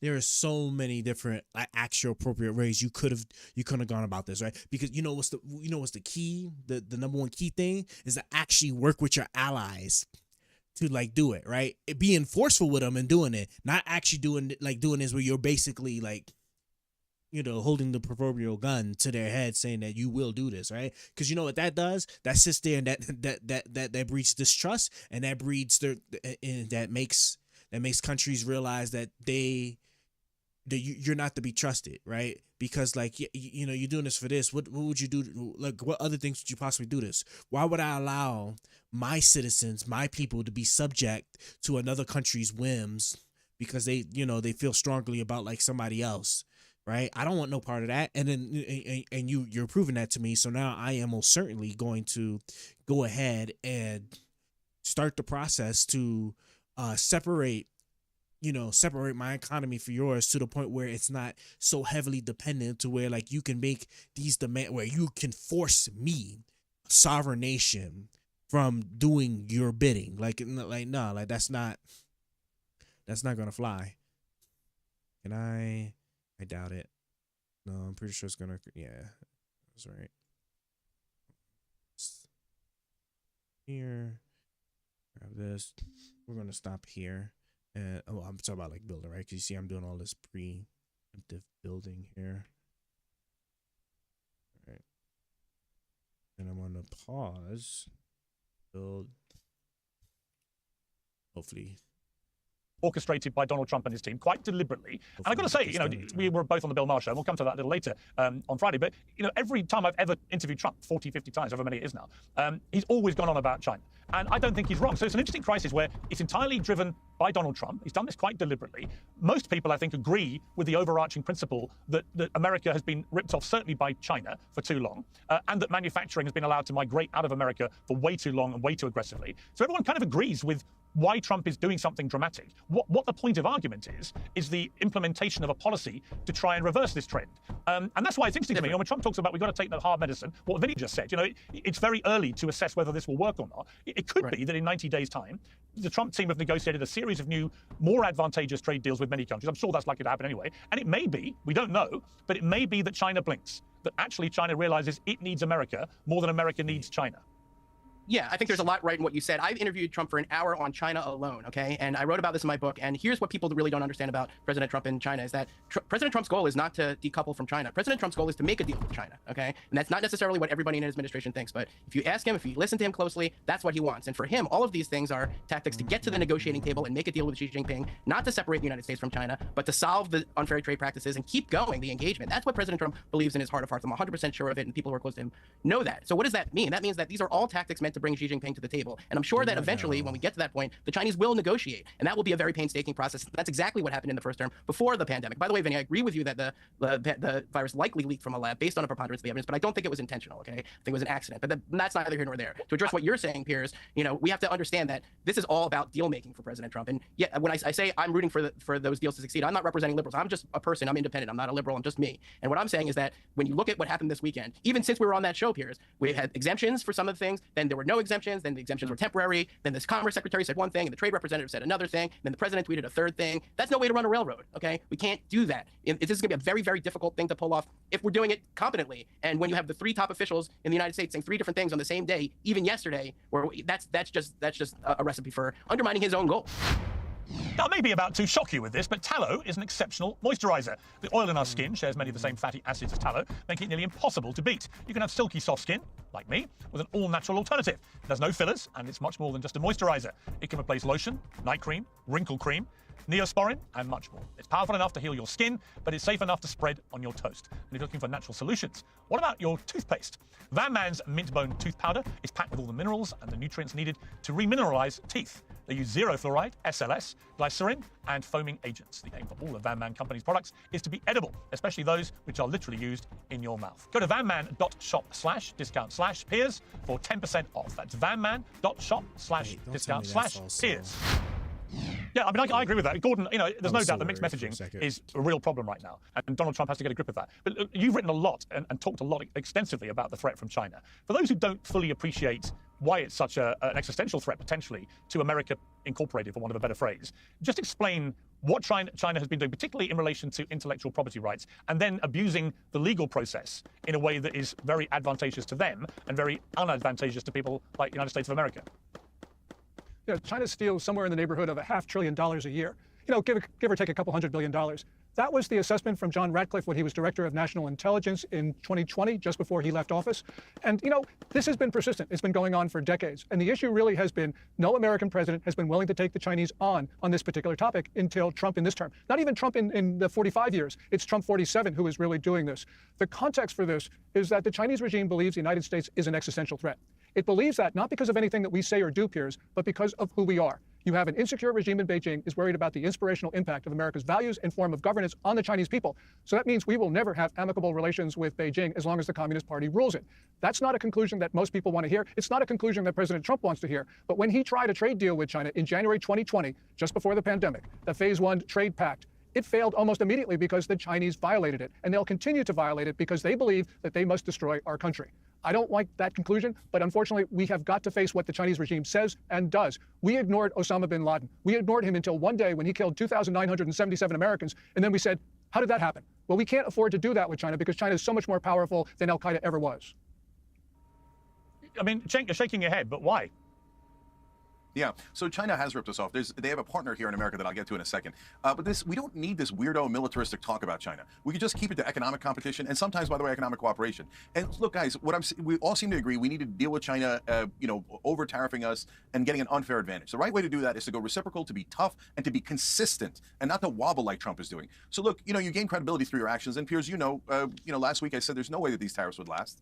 And I was right. Of course, these tariffs can't last because there's certain economic inevitabilities. You can't crash both markets at the same time. It doesn't work. So we've got to be strategic in how we deal with China. And talking in militaristic terms and how they're the evil enemy doesn't help at all. It's just weird stuff to me. So, and don't do anything in a way that pushes militaristic angles. So, and I don't want to get into a war with China. That's mental. So now, in terms of who's their partner here in America that's causing a lot of the problems that we never talk about, and that's our corporations. Because remember, these trade deals are not written with China and U.S. representatives. The U.S. representatives literally handed off to corporate lobbyists. Corporate lobbyists write these deals for us. And if you think about it, They don't have America's interest in mind. They have Apple's interest in mind. They have Intel's interest. They have all these corporations' interests. Why do you think the trade deals in the past have been so lopsided? Because both establishment Republicans and Democrats have said, yeah, we don't really care what happens to the manufacturing base or the average American worker. We just care about the donations that come in from all these corporations. So they just hand them off, and the corporations win by having their stuff made cheaper in China and then selling it here. So corporate rule is one of the giant underlying problems that we never address, because the corporations in America are not on our side. They're on their side. So we've got to start writing these trade deals. And for God's sake, with Trump, you can't have him jumping around like a maniac. You can say maybe he'll get better later, but you have to live in the reality-based world. He screwed this up in the beginning. Now we're in a worse situation, not a better situation. Part of being tough is being strategic and smart about how you do it so that you can stay that course.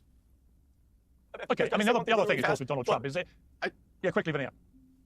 I was just going to say, Cenk, just because we're not shooting guns and dropping bombs doesn't mean we're not at war with China, bro. Trust me, they're poisoning the minds of the kids with their freaking TikTok crap. They send fentanyl through our freaking border that's killing Americans, all right? They steal all of our... How much more signs do you need to say that they are the enemy? Just because there's no bullet shot doesn't mean they're not the enemy, Cenk. And I think that attitude is the same attitude on why they've just been plowing us for all these years, because we're like, nah, they're not a real threat, bro. We were just pushed this thing, Russia's the threat, Putin this, Putin that. No, it's Xi Jinping and their freaking country, bro. A freaking dictator, communist that treats his citizens like freaking slaves, all right, Cenk? Like actual slaves. They have freaking slave work camps, and if you don't have this guy's picture up in your freaking house and they come in, you're finished. Your family disappears. All right, Cenk? This isn't a guy to take lightly. And Trump, Vinny, like I said, is the only one that's going to step up and fight this guy. Period. Done deal.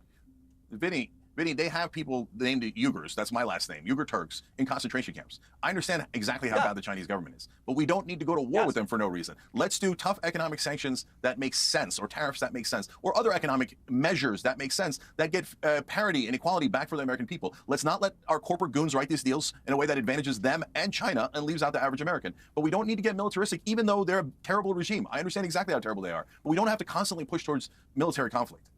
Very quickly, you know what, Cenk? Well, hang on. Don't talk at once. The interesting thing, Cenk, about that is that if you look at how aggressively China has been expanding its military in the last decade, and you look at the jungle drums beating about a possible invasion of Taiwan and what the impact of such an invasion would have, not least on America, given the amount of stuff that America gets in from Taiwan, the big ultimate military test may well come if Xi Jinping tries his luck and goes into Taiwan to see what America does. And China now has a military that is massively bigger and expanding at a terrifying rate, frankly, to potentially take on the United States in a military conflict. So I do think there's a slight naivety about, well, you can part the two things apart. One can be an economic war. We shouldn't have to worry about them militarily. I think there are enough signs there to suggest that absolutely the world should be waking up to the potential military threat from China. And absolutely we should be fearful of an invasion of Taiwan. So, Piers, you don't have to be naive about it. And you don't have to say, hey, let's not prepare. Should we be thoroughly prepared if China takes military action? Of course we should. Same is true of Russia. But we didn't have to get, threatened to bring NATO all the way up to Russia's border. Nancy Pelosi didn't have to go to Taiwan to egg on the Chinese government. We are purposely pushing buttons in Russia and China that leads, and by the way, in the Middle East, that potentially leads to more war. Let's be prepared. Let's be tough. Let's make sure that they understand the consequences, and let's deliver those consequences if they go to a military route. But if we push them to a military route, or we try to get ahead of them, we're going to needlessly engage in military conflict that hurts all sides. There are two wider parts of this which I think play into something we discussed on Bill Maher, Josh, which got a lot of reaction, as you know. One, of course, is Donald Trump's interactions with people and how he likes to bring people from the other side over to dinner and meet with them and sit down with them and break bread and stuff, as he did with Bill Maher, as he has done with Kim Jong-un on a much bigger global scale, of course. And that plays into also his negotiating skills, into how he navigates these relationships. But Josh, just to ask you about the Bill Maher thing, what struck me as quite interesting about some of the reaction. Some people were cheering you on when you took on Bill Maher for saying you thought it was compromising to his journalistic integrity. I think it was a kind of overarching theme for doing what he did, because Trump, you thought, was basically playing him. And other people were hammering you, saying, well, isn't this exactly what Bill Maher was talking about in his monologue about the dinner he had with Kid Rock and with Bill Maher and with Dana White from the UFC, obviously, and Donald Trump? That we've now reached a stage where people can't even go and meet with people from across the political divide without the people on the other side, or their side, throwing their toys out of a stroller and screaming and saying how disgusting this is. I was curious about your reaction to the reaction and whether you understood that. People were saying, well, this is exactly what Bill Maher's talking about.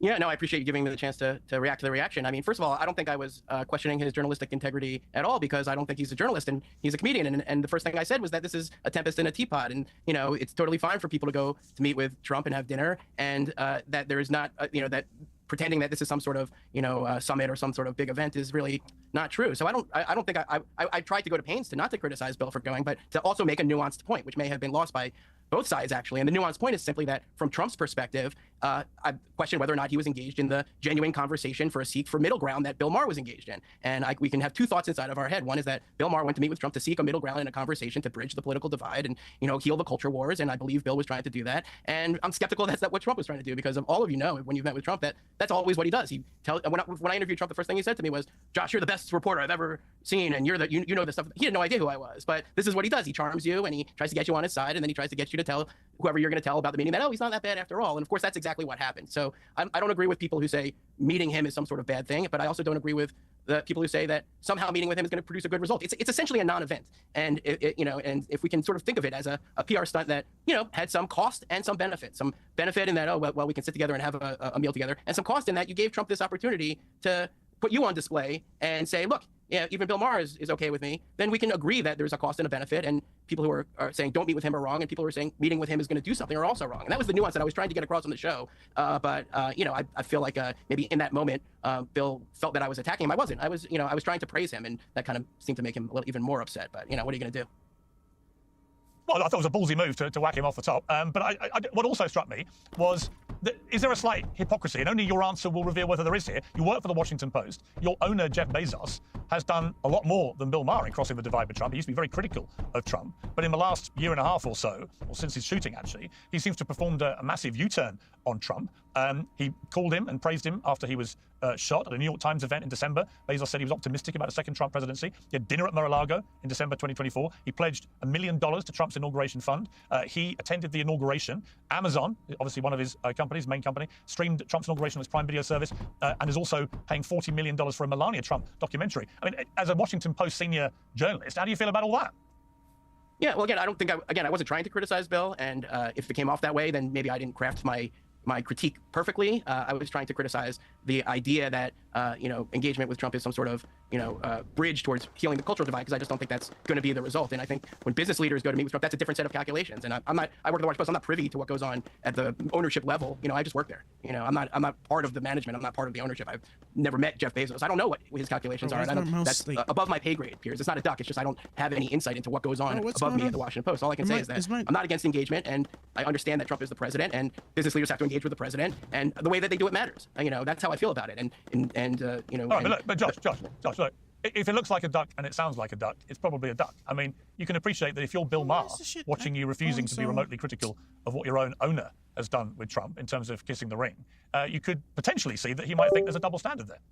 No, I see what you're trying to do, Piers, but I'm not in a position to comment on Jeff Bezos, because if I comment on Jeff Bezos, then I could be fired from my job, and you know that. So I'm not going to do that. But at the same time, I want to be honest with you, so I don't seem to be dodging your question. And my honest answer from my heart is, every person that engages with this administration, including all the people on this panel, including you, including me, has to make that judgment based on their own calculations and their own values and their own interests. And we have to be careful not to judge each other for where we all come down on that. And that's the best answer I can give you, being honest without losing my job, and also being true to what I think is very consistent, which is the same approach I had to Bill Maher, which is engagement is good, and the way that you do it matters, and your expectations of Trump's response should be very limited. And that's my effort to answer you honestly, Piers, without getting fired from my job, and without but to trying to prove to you that I do have a very consistent philosophy on this, which is not going to please the Trumpsters and is not going to please the liberals, because I'm neither a Trumpster nor a liberal. Okay, Cenk, you're smirking a bit there. Are you buying the Josh, I'm not ducking it, Rogan response there? No, I have sympathy for the brother. I understand the situation he's in. But I disagree with him on both counts. I think that you shouldn't be overly naive, of course, going to talking to Trump. You shouldn't be naive at all. But you also shouldn't be overly cynical. So naive is, I'm going to go talk to Trump, and he's instantly going to change his mind and agree with me. Of course, that's not going to happen, right? But cynical is, there's no value in talking to the other side. There's no value in talking to the U.S. president. You just shouldn't do it at all. You don't platform him. That's exactly what I'm saying. And commander-in-chief. Yeah, so like, of course Bill should go to talk to him. I would go to talk to him in a second. But I wouldn't go in there thinking like, I've got some sort of magical answer and Trump's going to now come out a progressive or an actual populist rather than a fake populist. But does it make sense? I'm sorry, I tried. This is actually not anywhere near as important as I thought it was going to be. It really isn't. I'm not talking about anything. It's just...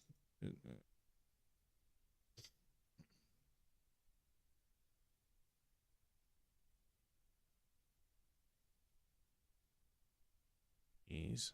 Do I even want to? Not really.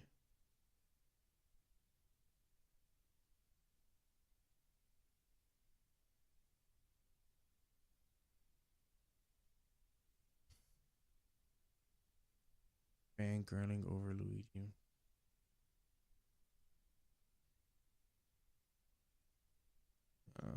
Oh.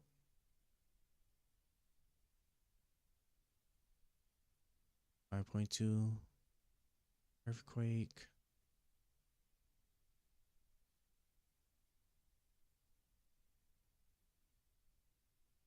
Taking over her role at the Daily Wire.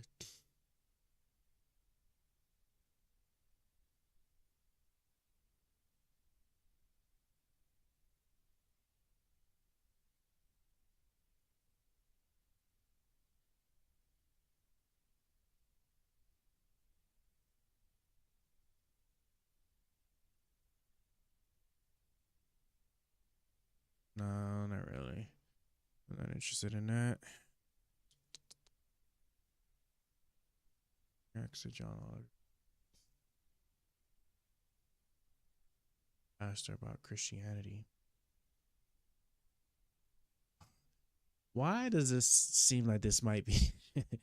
I've been given like 10 minutes.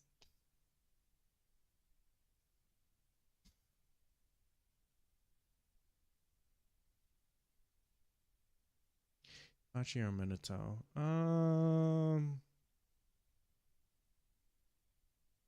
I think Itachi has more more swag, and like they might, people probably like kind of confuse that with aura. I mean, swag does kind of play a part, but nah, Minato has more aura. I mean, shit, he was a Hokage, and he was the fastest nigga alive. So sorry. Can I make this smaller?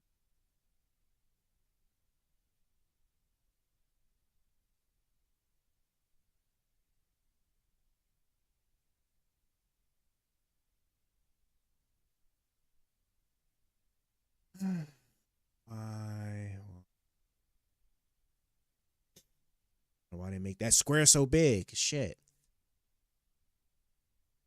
Israel's influence on America. Do I even want to look at this?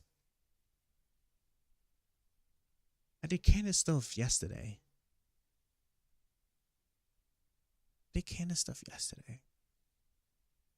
I don't know. I'm not gonna do it. Daughter reveals she's pregnant. Parents unload on her. Well, unfortunate.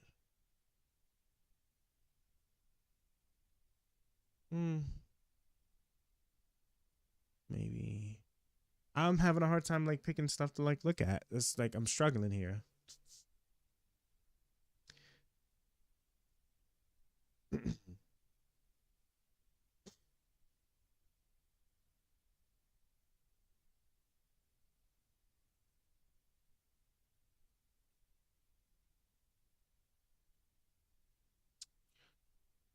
Do I really want to? Not really. No, no.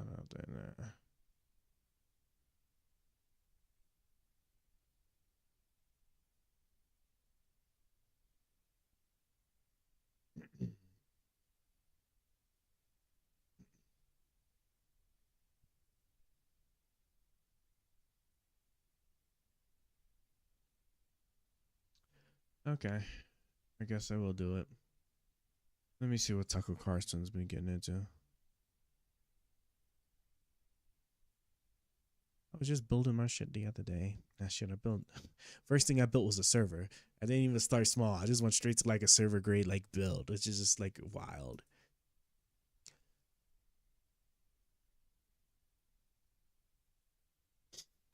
Bro, speaking of the Red Sea splitting, because he split the entire. Nah, bro, come on, bro. Okay, let's talk about that. Bro, that's scary, bro. Hold on, let's talk about that, B-Lou, because we know that the ocean is deep than a. Bro. Like super deep. Quit playing. He split all the waters in the air. So how did he cross over, B-Lou? Got to run it. I would have did a full. You're not listening. The water is deep. It's in there. Hold on. God damn it. Hold on, chat. Now hold on, bro. If the water was deep, deep, making it like the just went straight across like straight that. across. You had to go You down. gotta go down, but not just down, like down. That's what the Zeke. But then they get a head start though. They said they got a head start though. Oh, right? that's a sea. It's a lake. They said they got a head start though. Remember they said it was a day or two ahead, right? Okay, it's a lake. It's a little better. Hold on, what? It was the Red Sea. He parted. He split. What? Hold on. It wasn't that deep. It gradually decreased height. It was a sea or a lake. What's the difference?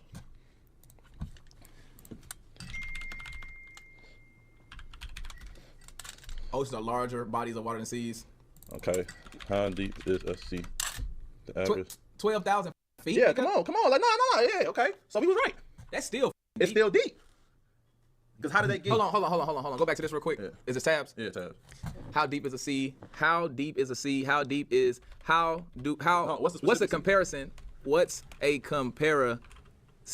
The Red Sea. How deep is the Red Sea? Oh, how deep is the Red Sea? Yeah. I'm trying to see how far. What's a comparison? How deep is the Red Sea? 9,000 feet. 10,000. So basically 10,000. What am I trying to say, Zeke? How comparison? What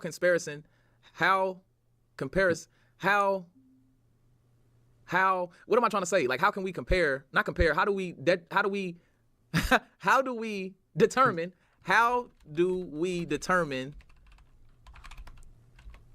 10,000 feet into a human brain? Wait, what? I'm trying to figure out. Zeke, you know what I'm trying to say, bro? Like, how do we determine 10,000 feet into my mind? What, bro? What? Hold on. Are you trying to say how do you perceive? Hold on, bro. How can you perceive 10,000 feet? What's the like? If I was looking up, how far is 10,000 feet? You know what I'm saying? Like, what you mean? Like, hey Elijah, what's going on? No, Sorry, like, I'm just like, I'm just trying to, like- like, I'm gonna give you looking at perspective, something bro. random real quick Okay, just give me to figure out perspective, this bro. was. I'm about to get into a Tucker Carlson video in a moment. Tower, height. Eiffel Tower? Isn't it the Eiffel? Therapy has always been such a scary idea to me because I simply did not know where to get started. I didn't know how to find my person. I did not know where to go. Isn't it Eiffel? I'm not crazy, right? How tall is the Eiffel Tower? Yeah. The Eiffel Tower, that tall ass tower, is 1,000 feet. Eiffel. So it'll be times that times 10. That man said Eiffel. Oh my. I'm saying you talking about looking up. Okay, right? we got the Eiffel Tower right here. So times 10. That's 1, 2, 3. No, the Eiffel Tower is already. All right. That's enough. We're just gonna go ahead. Let's get to our Tucker Carlson video. Figuring out your perfect This daily one's apparently schedule is about, all like, the about real planning for reason each day's we've been having specific plane needs. So crashes. ask yourself these questions So before I'm you sure start. this is going to be. So you've been flying for a living since 1991. So that's almost 35 years, which is amazing. Great conspiracy. For the rest of us, we're about the same age. It seems like commercial air travel in the United States has declined in like at a shocking rate. It's just much worse. A lot of things have gotten better. We have the internet and iPhones. Why is commercial air travel in this country, and not around the world, but in this country specifically, like much worse than it was? What is that?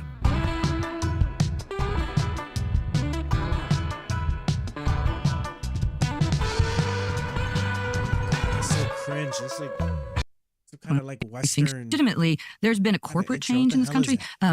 ESG started to take over. You've got the Larry Finks of the world that are driving corporations or CEOs toward issues that not necessarily are customer oriented. Yeah. So Air travel. See, now they got me spelling like I'm mad now. Air travel in the U.S. Oh my god, bro! I see. This is why I shouldn't have played that video. Bro, they really got me really is it like infectious to just your brain cells to just stop operating when you want to just think of something? You just want to spell something. I can't over the years. I have to just go with that for right now. Let's see. Great Recession. Traffic in the U.S. has declined. The U.S. government reported 1.2 million scheduled domestic flights in 2013 than in 2007. Air traffic volume has also dropped. But that's not what he's saying, though. What he's saying, like the way he's presenting it like worse as in crashes, right? Even his thumbnail, if I'm not mistaken, even his, do I have it? Come on. Yeah, even the thumbnail, right, has a thing crash. So like, well, let's say air travel accident. Let's just say accidents, right? Not necessarily crashes, but air travel accidents in the U.S. over the years. Like it couldn't have been. It couldn't have possibly been like that crazy. And like I would have thought, if this graph is anything to believe, right? If this graph is anything to believe, this obviously looks like it's been getting better. Because I was saying, like, I don't recall, I don't recall ever coming across an argument that air travel in the U.S. has become less and less safe over the years. It might seem like that this particular year after Trump, like what didn't he gut like the it was a safety commission or whatever it was, right? And like if I want to be fair, I could be like, well, that's just like circumstantial. It is odd that immediately matches with then like we just start having more accidents and stuff. But if I want to be fair, I could be like, that was just circumstantial. Maybe that's just, that could just be a pun from God on what it is he's doing. But yeah, like I don't recall ever learning or hearing that the U.S. air travel in the U.S. has becoming less and less safe for like the last 15, 20 years. Like that's just not a thing, especially after 9/11. Like after 9/11, like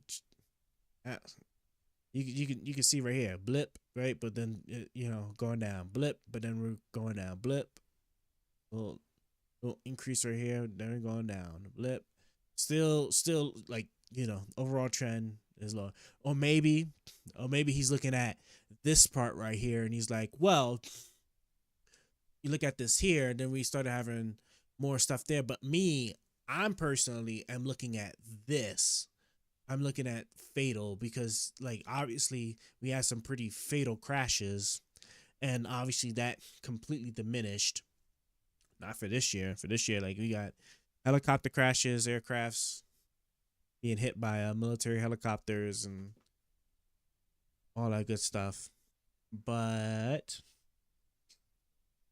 even the serious block looks like it's like even less or smaller. Maybe not this one. These one might be on par, but these these wouldn't count because they have a much larger fatal block. So I don't know.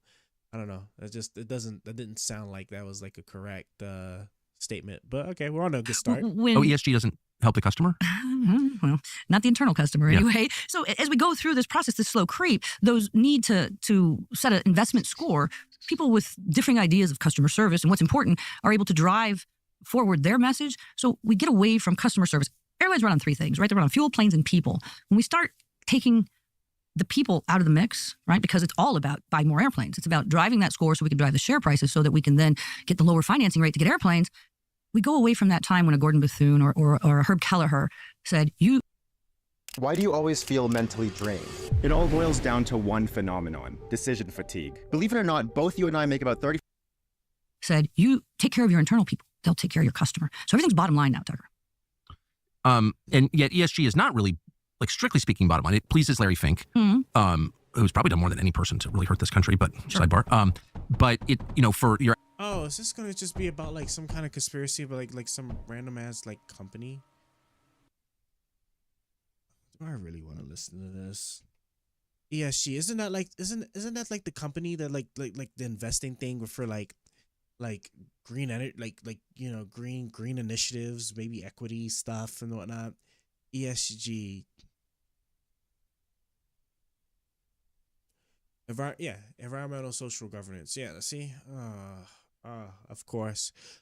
Like, bro, why can't you just find something new to talk about? Why is it always just like this make believe stuff? Like, Rev. Jeez, hold on. I'm realizing my thing over here is like messed up, so I need to fix it. Bro, I'm like so badly congested. I cannot wait for pollen season to be over with. I'm like dying. I can just okay, and then I just need to now movie down. Yeah. Or yeah, I guess I do like level down up. Come on, level you. Come on, mouse, stop. Can I use the mouse? Can I use the? Oh, I can. See that? That's beautiful. Hold on, sorry. Just fixing another blemish I notice. And my mouse is like OD sensitive for whatever reason. All right, we're back. Let's get back to it. Average customer, you're like, well, you get the feeling that like incompetent people are in air traffic control, incompetent people are in the cockpit. I don't know if that's true or not, but it shakes people's faith scares the crap out of people, and then planes start crashing, and you're like, that's why. That seems like against the core interest of the business. I would agree, but because people at the corporate level want to drive the interest rates down to be able to grow, because it's all about expanding who is the biggest, right? And so they have to follow some of those mandates. Yes. And so then we start looking at a particular CEO who said in 21, 50% of my incoming pilots will be women or people of color. First of all, that number is impossible. They don't exist. But when you take merit out of it and you start hiring people based on an attribute that has nothing to do with flying airplanes or controlling them, you start moving down a path of incompetence, and it breeds itself all the way down throughout every department in the airline. Nicely put. I should note the obvious, which is that you are a woman, and you started flying, you said commercially in 1991, the year I left college. So like, there can't have been too many female pilots flying commercially in 1991. Well, the original 21 female airline pilots broke the glass ceiling. I didn't break it, but it kind of crawled through because of them. And, on we go. But in all of my career, I've always been one of the guys. I'm an airman. I'm proud to be an airman. You can't call me an air person. Therapy has always been such a scary idea to me because I simply did not know where to get started. I didn't know how to find my person. I did not know where to go until BetterHelp came in and helped me solve a lot of those problems. With BetterHelp, I got started on my therapy journey, and I actually went through a couple of different. Why was it everything? I've earned it because I've done exactly what everyone else has done. And so when a passenger comes on and they look in the cockpit now today, they look a little sideways if there's a woman up here. Definitely. And especially if I might be sitting next to a Hispanic or an African American, they're wondering how we got our jobs. Yes, that is absolutely right. DEI hurts those that weren't a product of it as well. Oh my God, why? Why is racism so entrenched in like this, in this like make-believe type of like fantasy hirings? Holy, like, God help me. Like, is it that just astronomically unusual for a woman or a non-white person to be in a particular job, right? Now, I understand that maybe in some random small backwater country somewhere, right? State, wherever, that some company probably took DEI too far and was like, we're going to go above and beyond in trying to get this particular person hired because of these attributes, right? I'm sure that has happened, and I'm sure that exists. By and large, that's just not a realistic thing. Like, for example, like we're going to hire more women and people of color pilots. Okay, that doesn't excuse that there's still a whole aviation certification program. Like I'm sorry, like that's like Delta saying that they're gonna go out of their way to go hire more women pilots doesn't just mean that all of a sudden they're just gonna scoop up a bunch of people and be like, here, you're now certified to fly. Here, you're now certified to fly. Like that's just not how that works.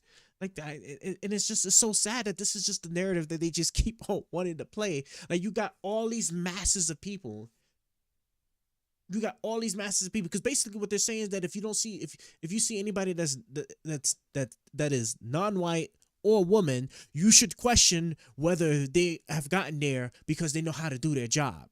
Anywhere you go, that's basically what they're saying, which is just it's so stupid. It's so stupid. And then there's never any evidence. Like there's never any evidence, right? They pick off like these really like fringe, right? Because don't get me wrong, I have seen companies do this where like they have sitting there and they have gone out of their way to give additional chances. But at the end of the day, if you're not qualified, they will not hire you. They cannot use you. What you might be upset with is that they might give that person more chances and more opportunities to get qualified, to do things that companies should have audited anyway, instead of like sitting there and being like, well, I'm looking for somebody that has 5 years of experience, and you don't have 5 years experience, so I'm not going to take an interest in your higher application, right? And you deal with that, and then you see someone be like, well, I do want more women in our company, so like you have 3 years of experience, something we can work with that. Saying if you're not too sure about some things, we'll work with you to help you train you up and some shit that you should have just like been trying to like divvy out to just people, period. Not just because like they meet a particular criteria, right? That's going to be the argument to give, but that's so far and few between, because at the end of the day, A business still has to be able to run its business. It still has to be able to actually like achieve its stated goals. You know what I'm saying? Like if you hire somebody that can't do the job and then the company suffers, the company's going to let them go. They're not going to just be like, well, this is our token black person. We can't let them go even though they're shitty at their jobs, right? They got to be our token black person so we have quota. That doesn't work in the real world. That's not real. And this is what they'll swear up and down to you is what happens. It's so stupid.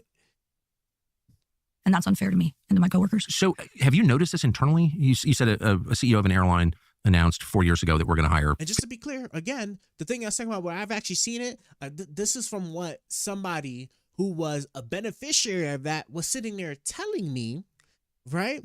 And I've only seen it once.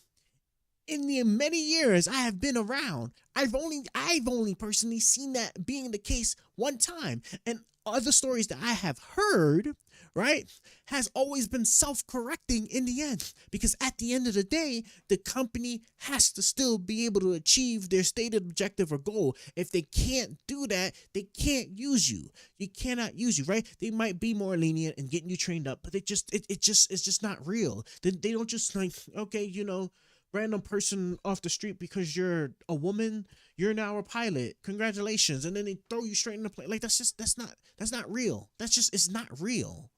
And the fact that they're gonna blame that on these plane crashes is just crazy too. That's what's like also so crazy.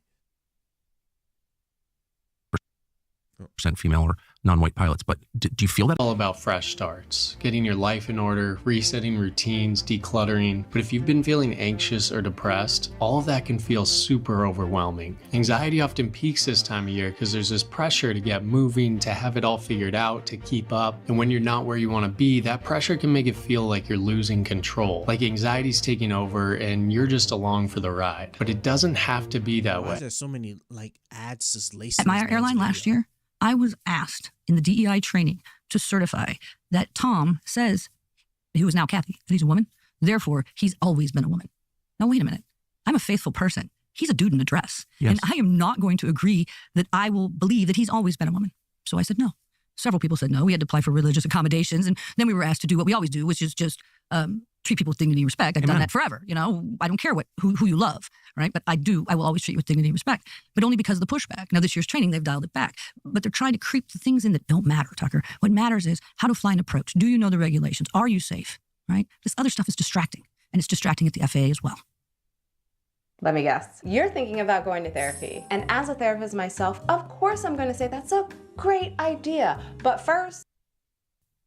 So, how has anyone explained why it's relevant, the color of a pilot? No, I have no idea. So it started with we have, you're probably racist. We have to make you non-racist. Sure. And then it goes from there to it's really important. The skin color of a pilot is really important somehow, but no one ever says why. No, or whether they wear a dress or pants, right. In my case. So, in the U.S., 96.4% of all pilots are male. Yep. Right? So there's less than 4% female airline transport pilots. We can do everything, and I'm an advocate for doing everything we can to get people interested in the job. But Tucker, there are some people who just don't need to be doing the job either. And you can't fit a square peg in a round hole. I can teach anyone to fly, sure. But there's some that I would not want to fly in my family. Have you seen those people? Oh, yeah. Like, give me an example. One of my first students, female.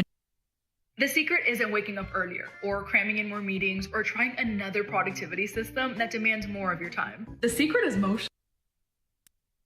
I want to know if the example she's going to give, did that person end up being a pilot? Did that person end up being a pilot, and how? Let's see. Female, I tried to teach her how to fly. She could fly, but she just couldn't put it back together. When you go around, it's push the power up, and it was dainty. It was just some skill sets that they just don't have, an aggression and, a willingness to get out there and learn it. To manhandle the machine, right? Yeah, you have to be in control, especially at a Cessna, right? Yeah. It's not like my auto throttle big 767 autopilot, et cetera. But the bigger problem we're having today is because it's a lucrative career, a lot of people. What the hell kind of what? You start off saying she could fly a plane, but she's too dinky with the thing. She doesn't manhandle the. Oh my God, bro! I don't know if I can make it through. I didn't know Tucker Carlson videos was that difficult. They're laced with so much just bullshit. I will just outright say that they're they're laced with just so much bullshit. I can't believe it. I can smell it. Like it's just I had to sit there like wipe my nose. Like just the amount of bullshit that's just like just laced in this video is just so crazy, right? You see what I'm talking about? Do you not see what I'm talking about? Notice, right? Like I said, at the end of the day, you have to be able to do the job. And even the example she even gives doesn't even make sense as to why she picked that example when a person can fly the plane. She just doesn't like that. She doesn't manhandle because she just a woman, like what, like I guess a woman or something like is that like the is that what like the implication underneath that is that you're just not being I don't even know what to even call that. That sounds crazy. It just sounds so crazy. I'm trying to figure out too why. So this is like freezing up on me, and I don't know what to do about it. I don't know what to do about it. Do you think it'll run better? I don't want to have to do it on a computer. I want to be able to like pull it up off of my phone like this. But maybe I should just give up and do it on my computer. Maybe I do. Maybe I do. Does it? Let me do a quick Google search real quick. This is unrelated. Mindustry save transfer mobile to, because if I could transfer back and or if I'll do it.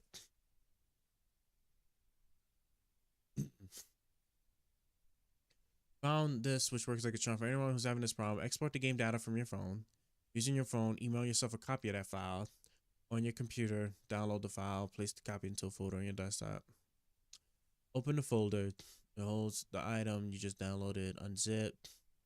Now, like this person said, type app data. Okay, yeah, so that's just, you're just gonna go wherever the Mindustry stuff is. Okay, cool.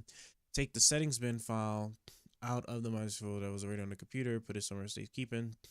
Take all the files in the download export and insert them into the folder. Mindustry should now have previews, folders, saves, folder save. This will be named whatever name. Use the call list file. It's the one you exported on your phone. Opening a computer and all your stuff should be. Because I guess my phone has gotten too old. I'll like have to like go back to, because I'm actually playing this game on my phone. It's actually off of my phone. I'm gonna have to just wait until I get a new phone, right? I don't know when I'm gonna get a 5090 to fix my encoder being trash, but at least you know, at least I can at least guarantee that I will be picking up a phone. I'm waiting for that fold phone to come out because that's what I really want.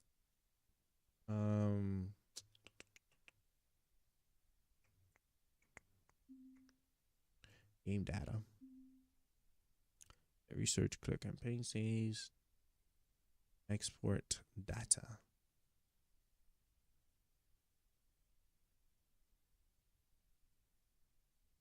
Here, I can export it into downloads. I'm over here on my phone and see here. Yeah, because I'm not about to sit there and just like sit there and so I'm not that trash at this game. It looks like I'm trash because this damn shit's just not trying to invalid zip. What do you mean? Oh, no, it just, I don't know why I called it that, but no, it's there. It is there. It's there in its proper form. Let me, I'm gonna throw it on my OneDrive so I can just grab it.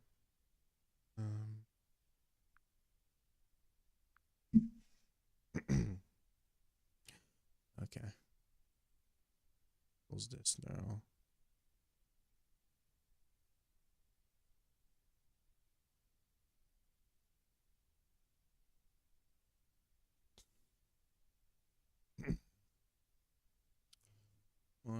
Come on. Oh, I hate my mouse. It's just like so much.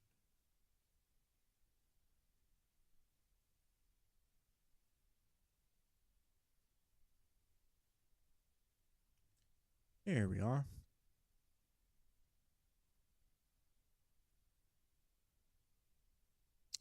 So I'm gonna leave that here, and I'm gonna now download Mindustry. Let's see.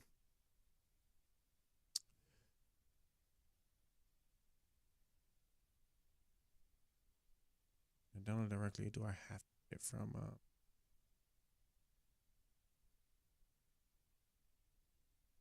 Oh, I have to buy it on Steam. Yeah. Yeah. Let me do that on my phone real quick so I don't leak nothing.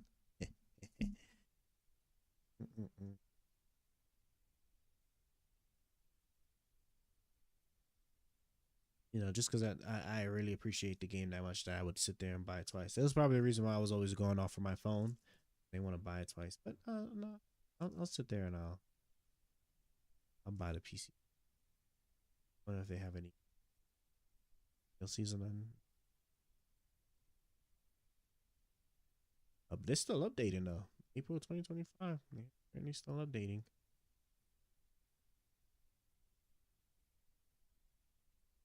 See what I got.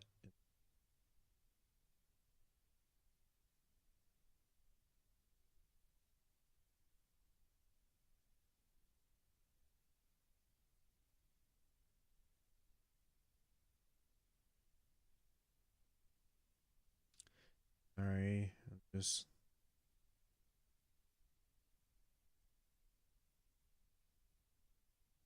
just looking at just like these suggestions. You know what we haven't played in a while? Supermarket Simulator. I really missed that. At this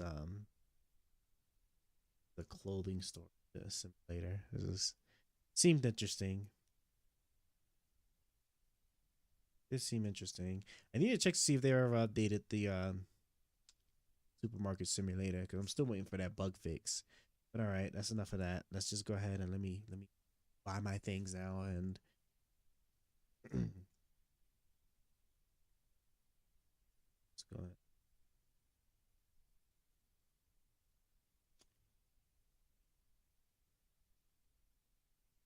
Right.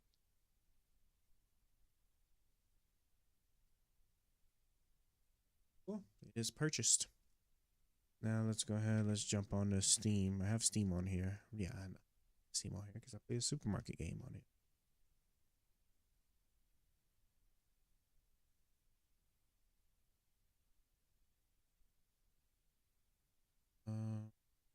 Okay.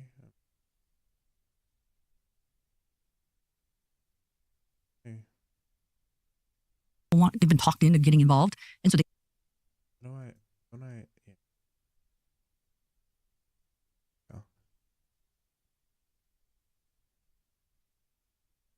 Oh.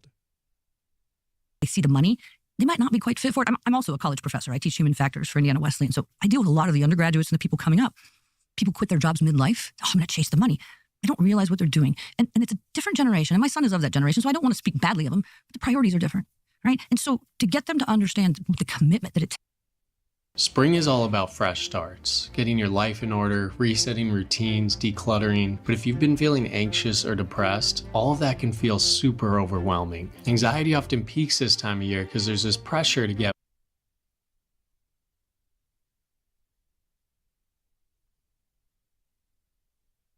very dissatisfied.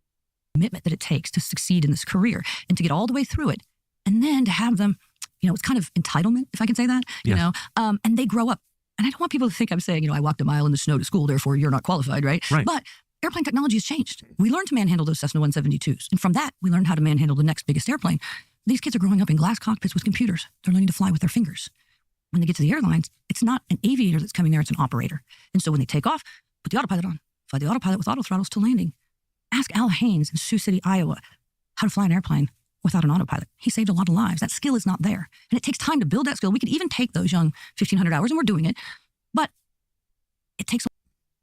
Spring is all about fresh starts, getting your life in order, resetting routines, decluttering. But if you've been feeling anxious or depressed, why the fuck is this? Bro, it takes a long time to mentor. So we've got pilots now that are coming in. In 9 minutes. In 9 minutes, bro, have seen like at least 8 ads. This is crazy, bruv. God damn. Like, bro, like you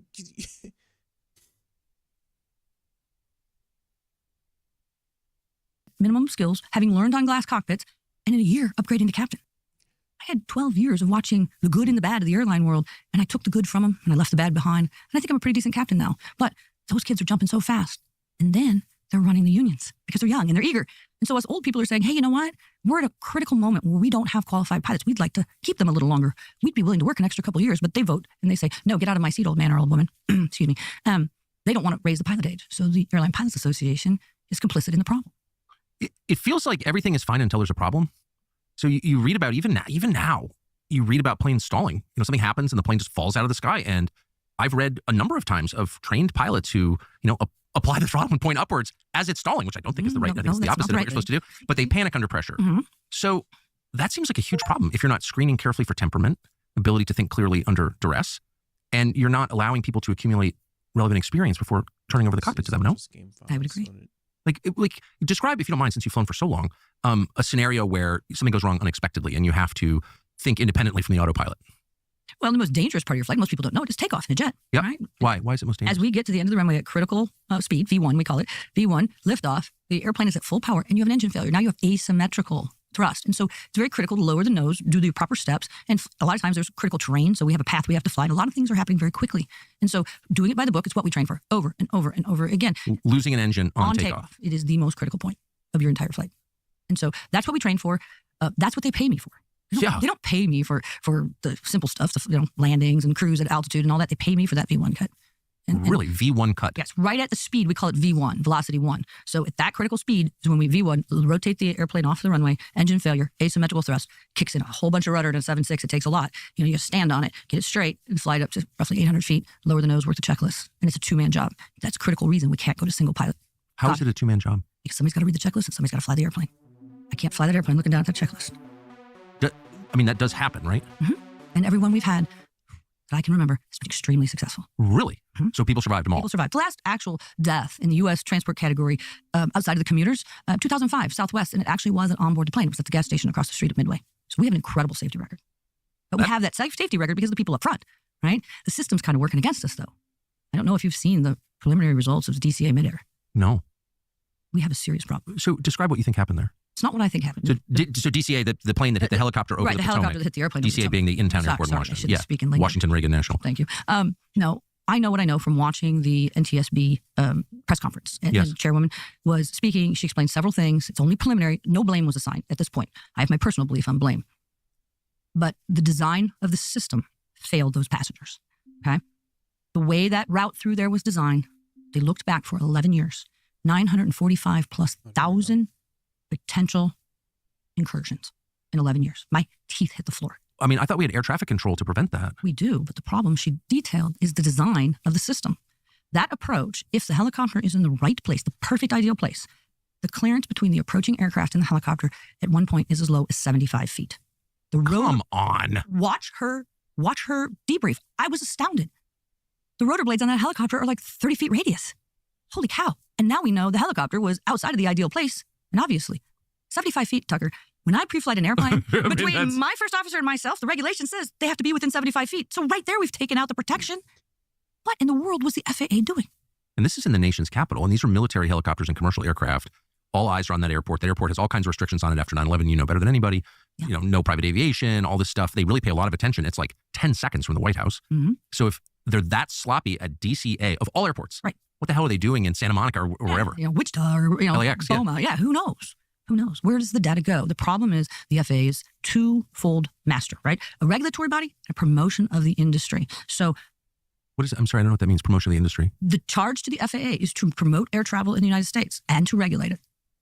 Huh. So that's been their mandate from the beginning, yeah. Really? Yes. So they're the policeman and the PR agent? I guess, because how did Boeing get the right to self-certify the MAX, right? What does it mean, self-certify the MAX? So an inspector didn't have to go look at the 737 MAX. Boeing had the right to certify itself.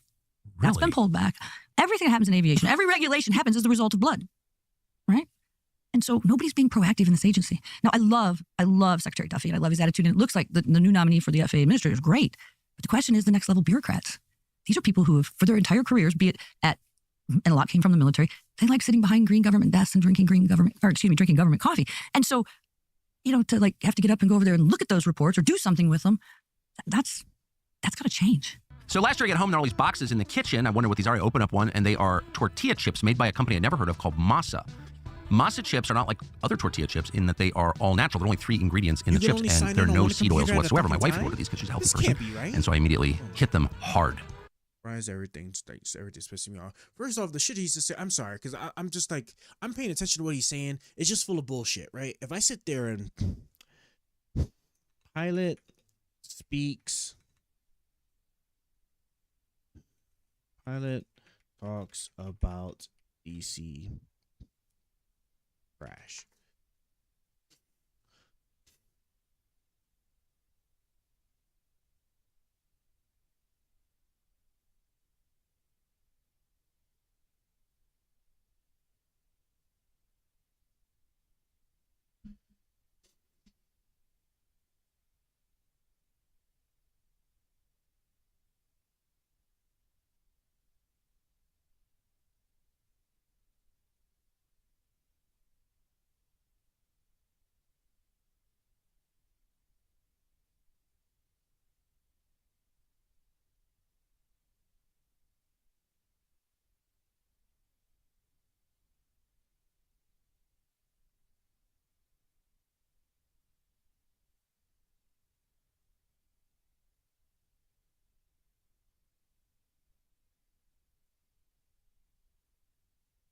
I'm here with Chief Warrant Officer 3, retired, Austin Roth, president of Break Turn, former Army helicopter pilot, current airline pilot. Views are our own, don't represent any airline or the military or DOD. I want to get that out of the way. But he has some amplifying information that we wanted to talk about regarding the mishap in the DCA area at the Potomac. And before we get started, Austin, thanks for joining us. And what is your background specifically?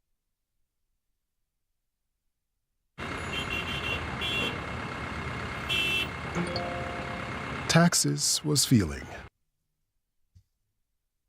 Well, yesterday, folks, a Bell 206 helicopter crashed into the Hudson River on a tourist tour. Everybody's life was lost on that aircraft, and let's take a look at what led up to this incident, and then I'll give you some of my thoughts on what happened. We are 39 is with you at the back of the statue, looking for Bravo tour information properly. Here 38 near Tower, squawk the street, radar contact 700, traffic about a quarter mile east westbound, indicating 600. We cleared in at 1,500, altimeter 3033. So 1,500, this is New York 38. Let's talk about the lead up to what happens here in this incident. This Bell helicopter is taking tourists on a tour of the Hudson River, and I've actually done this very tour before, not in a helicopter, but in a T-34 Bravo with a friend of mine. And there's a VFR corridor. That's actually it. That is not the video. He is the guy.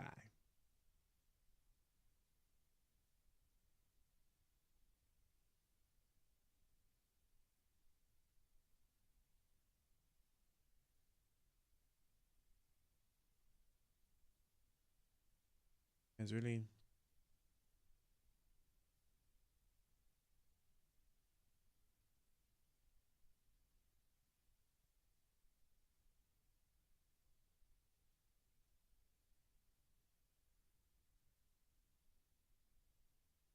come on, I know.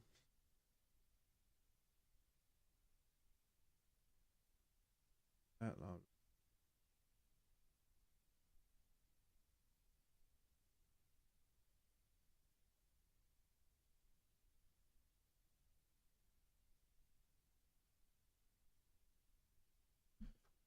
Where is this video at?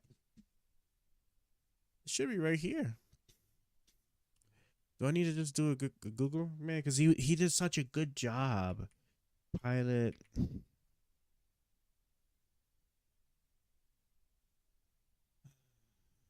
Pilot talks about DC. Hey, it was in DC, wasn't it? No, it was in New York. Wasn't it New York? Or was it DC? I thought it was DC. Wasn't it DC? Talks about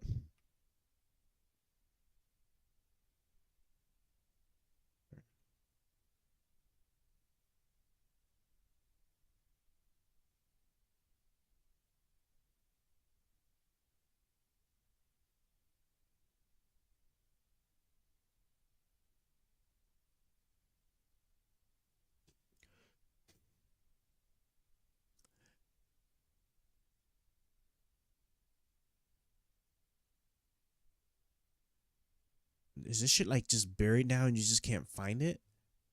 All about the fucking Hudson River.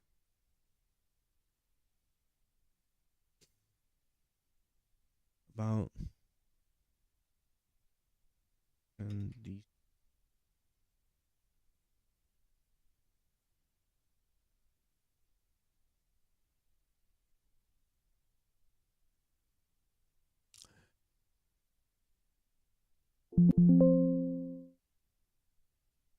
really. Yo, my computer is like fighting me right now.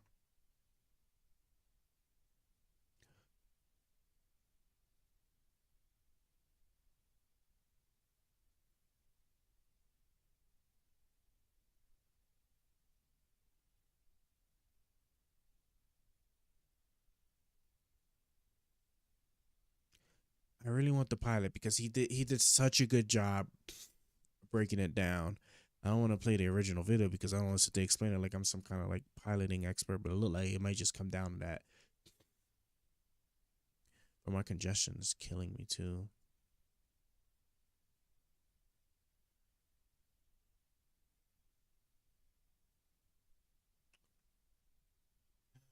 Oh, what?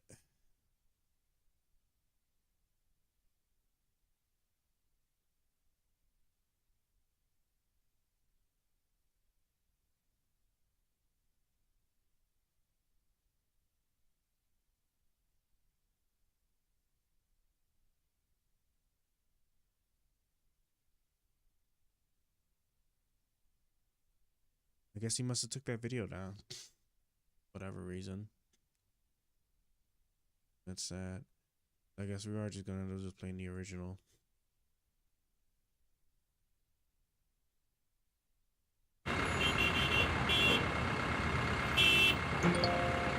Taxes was feeling so stuck.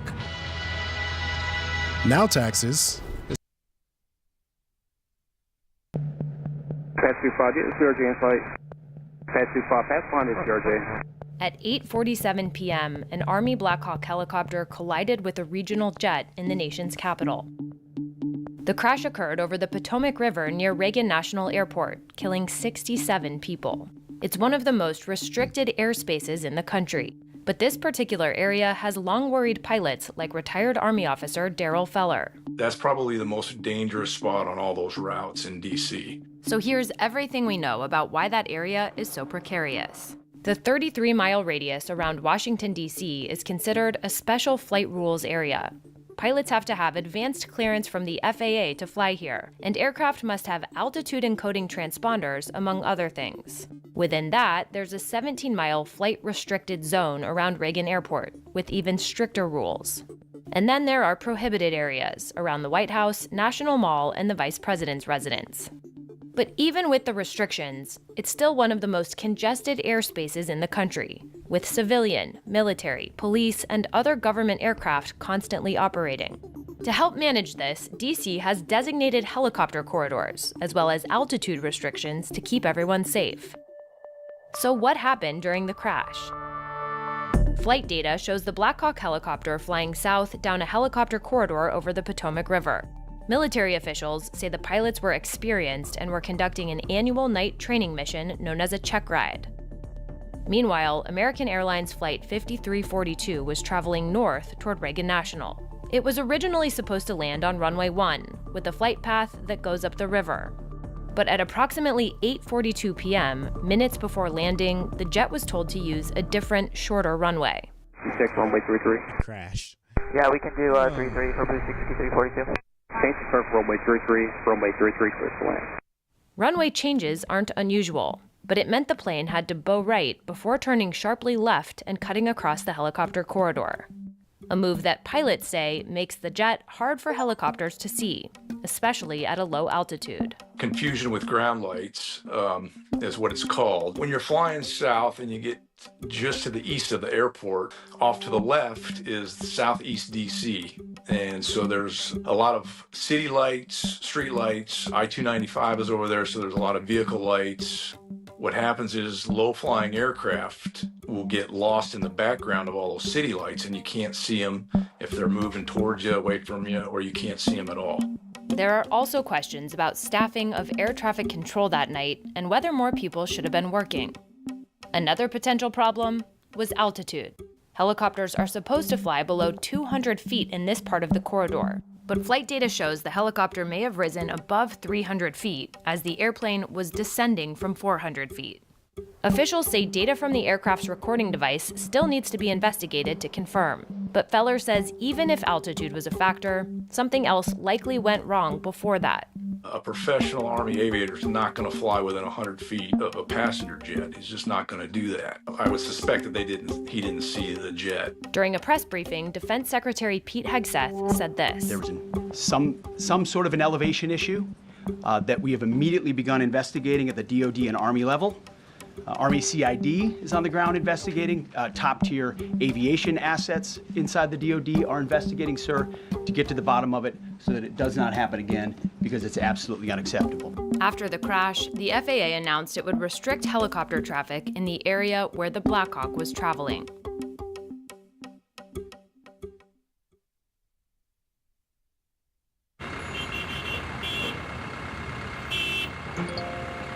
Taxes was feeling so stuck. Now Taxes is having a TurboTax expert who does your taxes from start to finish. While you check in anytime.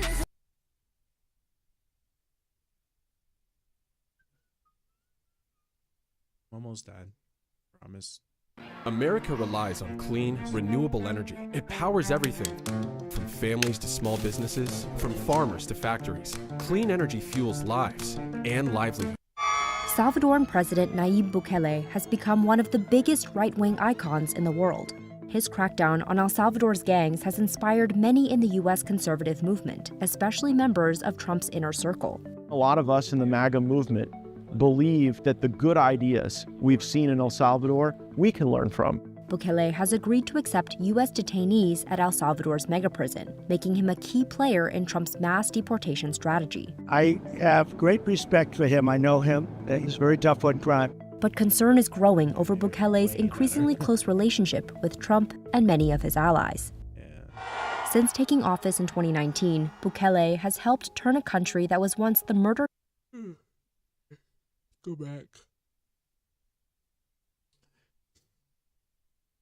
So I hope that video just shows that there's so much more to that plane crash than what the Chinooka trying to do, because that plane crash is not because of DEI or like wherever it is. It's just in fact I don't even want to even play it no more, because it just is so, it lacks such like actual critical thinking and whatnot. I can't do it. I can't do it.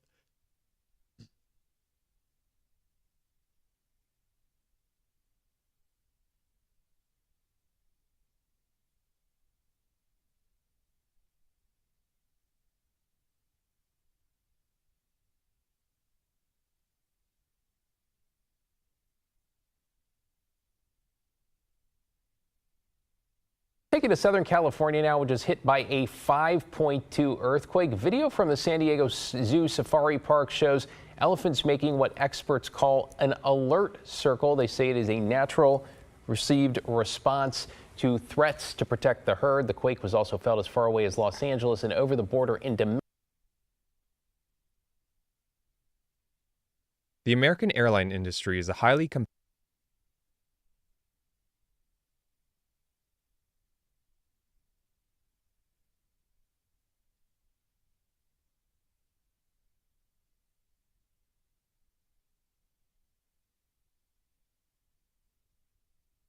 On the set of the iconic Nickelodeon sitcom Drake and Josh, the two boys seem to be best friends.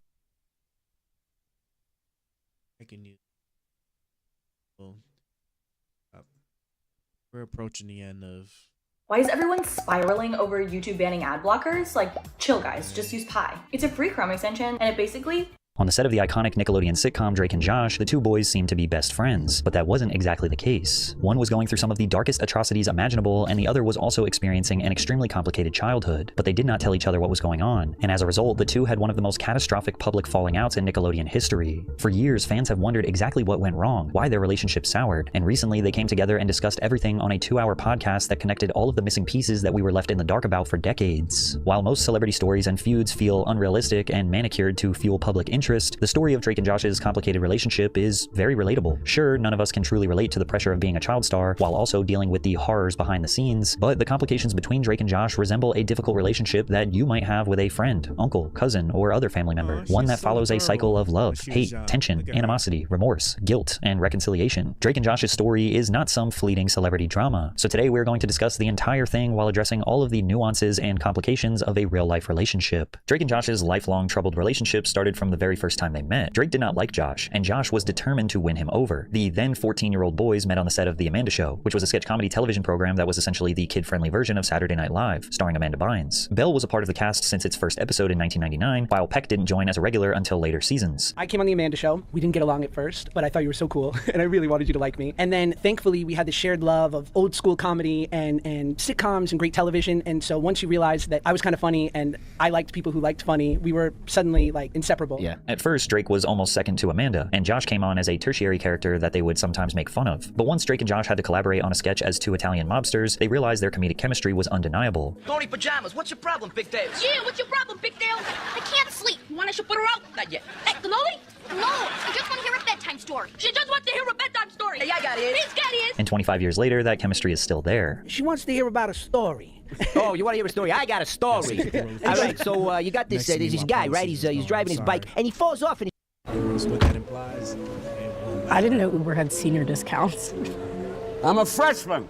And his kickstand goes right through his leg. Right through his leg. Drake was an old soul as a kid and became a huge fan of classic buddy comedies such as Abbott and Costello and Dean Martin and Jerry Lewis. Drake dreamed of one day having a comedy sidekick, and he officially found his match. The two boys became good friends off-screen as well. They would go bowling, hang out after hours, and even have sleepovers. The Amanda Show became the highest-rated live-action program on Nickelodeon during its run, and while this may seem like an amazing way to start a child acting career, Drake was suffering unimaginable trauma as a file had infiltrated the Nickelodeon network. It's very important to remember that the general public was not aware of the information that you're about to learn until 2024 when it was discussed in a documentary called Quiet on Set. This documentary drastically changed everything that people thought they knew about Drake Bell. Drake Bell formed a bond with dialogue coach Brian Peck during the second season of The Amanda Show. Peck, who has no relation to Drake's co-star Josh Peck, would invite Drake to his house for acting lessons. These lessons were supervised by Drake's father, Joe, who was told that Brian Peck was a skilled coach who could help Drake secure more acting opportunities. However, over time, Joe became uncomfortable with their relationship. And unfortunately, I started seeing Brian start to just hang around Drake too much. And it didn't sit well with me. Drake would be in the dressing room or something, and in would pop Brian, and just touch Drake. You know, do things that, wait a second, what are you doing? Drake can put that on himself. And the thing is, this is in front of people. Joe claims that while his son was in the dressing room, Brian would touch Drake in front of others in ways that made him question Brian's intentions. Joe expressed his concerns with the production personnel and said he was uncomfortable with Brian, only to be called homophobic because of Brian's sexual orientation. Therefore, Joe backed off. Once this got back to Brian, he manipulated Drake into severing ties with his father/manager, suggesting that Joe was sabotaging Drake's career. Peck subsequently integrated himself into multiple areas of Belle's life and became a father figure for the young actor. Eventually, Peck convinces Drake's mother to let him stay at his house during auditions. Then when Drake slept on Brian's couch, the sexual assault started. Sleeping on the couch where I would usually sleep, and I woke up to him. It's 2031, and I finally qualify for Mint 55 Plus, an exclusive plan for people. To him, I just opened my eyes, I woke up, and he was sexually assaulting me. Why don't you think of the worst stuff that someone can do to somebody as a sexual assault? And that'll answer your question.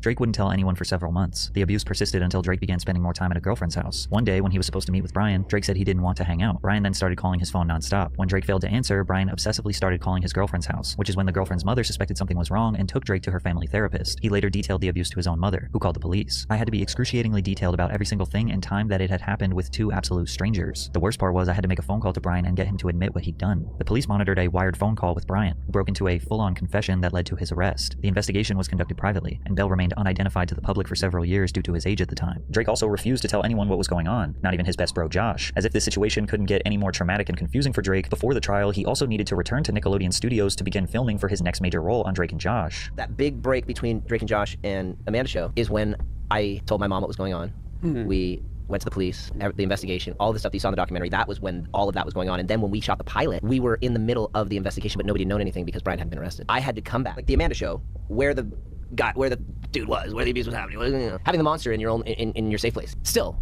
where I felt most comfortable, where I was the happiest, was when I was on set with you guys. And the worst part was every day I got there, the monster was there, you know? Even though Drake was forced to... Hi, we're Charity Water.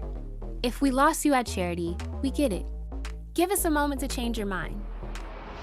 to interact with his abuser daily, he did everything in his power to hide his pain and focus on his work. But Josh suspected something was wrong as Drake seemed standoffish. I was just looking at it through the prism of a 14-year-old's brain, going like, he doesn't want much to do with me. And Josh essentially thought that Drake just stopped liking him, not knowing the horrors of Drake's abuse. At the same time, Drake also felt a little bit of tension from Josh, but was blaming himself. Oh, I've got all this stuff that nobody knows about that's going on. Oh, is this gonna hurt our show? Is this gonna, when this drops, is Josh gonna look at me and be like, bro, you took our dream away. Like, you took my dream, like everything, like, are we gonna lose our show? Drake even said he started losing his hair due to all the stress he was feeling. But then the investigation into Brian's crimes was coming to a close, and some of that pressure was starting to subside, knowing that justice would be served. Drake even decided to tell Dan Schneider about his abuser right before the trial. And when Drake and I talked and he told me what had happened, I was more devastated by that than anything that ever happened to me in my career thus far. And I told him, I'm here for you. What do you need? Drake's mom, a lovely woman who I stay in contact with this day, she came to me at the time and she said, Dan, I'm not good with words like you are.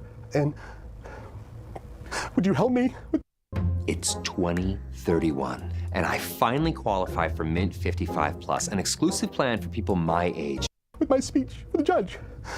I said, of course. Brian Peck was convicted of child molestation in 2004, pleading no contest to a charge of oral copulation with a minor under 16 and a charge of performing a lewd act with a 14 or 15-year-old. He spent only 16 months in prison and was mandated to register as a sex offender. Josh, again, unaware of what was going on, one day realized that he stopped seeing Brian on set and with Drake, so he asked Drake what happened. I'd had a feeling, because Brian, who was ever present during the Amanda show, and then he was gone. And I didn't know anything except I had a feeling something happened. And I remember we were in the car, it was you, me, and Jill, and I said, you still talk to Brian? And you just looked at me like, no, Brian's a really bad guy. And I remember thinking, gotcha.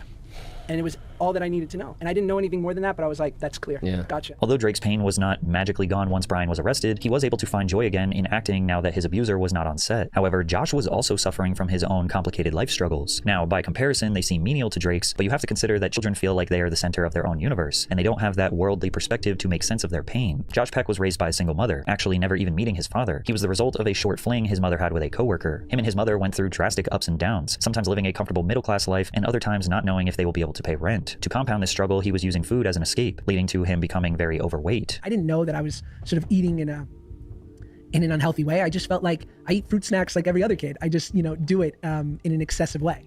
So I think that pain was just born out of what we all feel, is that it hurts to be different, and it hurts to know that life is going to be challenging. Josh also used stand-up comedy and his television roles to escape his internal battles. Perhaps this is what made the two such a great duo. A silver lining to these young boys experiencing a traumatic childhood was that when they came together, they felt safe and comfortable. And because of that, they created one of the greatest live-action shows in Nickelodeon history. Drake Parker and Josh Nichols were two brothers bound by their parents' marriage, forced to live in the same house, go to the same school, hang out with the same friends, while having totally opposite personalities. Josh was the hefty, emotional dork, while Drake was a smooth-talking ladies' man who led a rock band. It was common that the Nickelodeon writers made Josh the butt of the joke. I mean, it's very easy to pick on the overweight, goofy kid. Drake, on the other hand, would often be this glamorized bad boy. He was lazy, rude, and self-centered. He would not stand up for his brother Josh. He would go hang out with girls and friends without him, and basically had a hard time accepting Josh as his brother. Okay, It's 2031, and I finally qualify for Mint 55 Plus, an exclusive plan for people my age. Here's my vision. I see your band in a desert. The sun beats down, little creature scampers by. Perhaps a lizard. Oh, here's my vision. I don't care about your vision. The video should show off my band. And although the show produced some hilarious moments when the brothers were pitted against each other, You made that whole story up. No, you started that fight. You calling me a liar? I ain't calling you a truther. the best episodes were usually when they had to work together to get themselves out of ridiculous situations. You gotta get me out of this. I want to be cooler, but I can't go out there and play against the toughest team in the state. Okay. He's thinking. He's snapping. I got an idea. He's got an idea. Okay, you need to stop that. Done. During season 3, Josh started to grow taller and lost a noticeable amount of weight, so the show's writers could not just resort to cheap fat jokes, but they still often made him a punching bag. Did you just shave that thing off? No. All right, ever since I've grown this mustache, people treat me differently. I get more respect. Hey, Josh. It's 2031, and I finally qualify for Mint 55 Plus, an exclusive plan for people. Helen wants you to go down the basement and empty the rat traps. You see? Helen never let me do that before. Package for Josh Nichols. Thanks. Have a good day. Don't tell me what to do. Although Drake warmed up to Josh eventually, his character remained the inconsiderate troublemaker, and often the show reminded us how rude he actually was. I have to take Helen home, right? And I need you to follow me so I can get a ride back. Kiss pretty girl, drive brother in traffic. While we know that this is merely just actors leaning into their characters for the sake of comedy, and now we love them both for playing these roles so well, you have to remember that the target audience for this show were children, and it appeared to them that Drake was the main character and Josh was the sidekick, which is essentially proven by the fact that Drake won 10 Kids' Choice Awards and Josh only won once. It was clear that Drake was the fan. The only thing more popular than me is Wild Natural deodorant. Cherry Blossom. Oh, I wish I could sniff your fan favorite. And Josh kind of understood because he also idolized Drake since they first met. But at the same time, Josh was 50% of the show. Some would argue that Josh's one-liners and physical humor is what actually made the show so successful. Whoa, what's this? Just getting ready for my big dinner. Drake, what are you doing here? You're never home Saturday night. I told you tonight's my big fight with Lucy. No, you never said that. Never said that. Okay, you never said you were gonna be home Saturday. Well, I am. Ooh, olives. Okay, paws off my olives.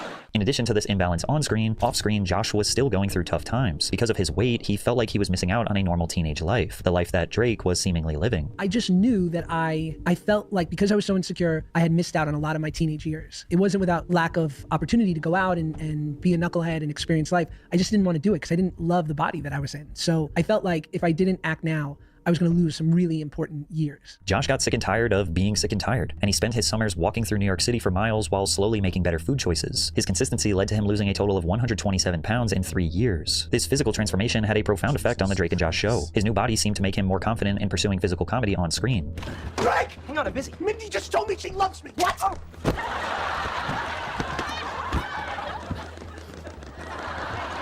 Tell me exactly how you responded when Mindy said, I love you. I didn't know what to say, so I just said, seeing chemistry, and I slammed the door in her face. And as a result, season 4 of the show produced some of the most hilarious and memorable moments. You were supposed to cut it out with the power saw. Dude, I'm gonna. Oh, really? Yes. So go get the power saw. Okay, I will. It's 2031, and I finally qualify for Mint 55 Plus, an exclusive plan for people my age. It's just $15 a month, and it came with full service activation. Really? Nothing's changed? We are really slipping in the future, guys. Wow, yeah. Yeah, that'll fool them. Told me I wasn't enough. In an attempt to live the teenage experience to the fullest while he still had a couple years to do it, he went overboard. Uh-oh. That is an action. About to start falling out like...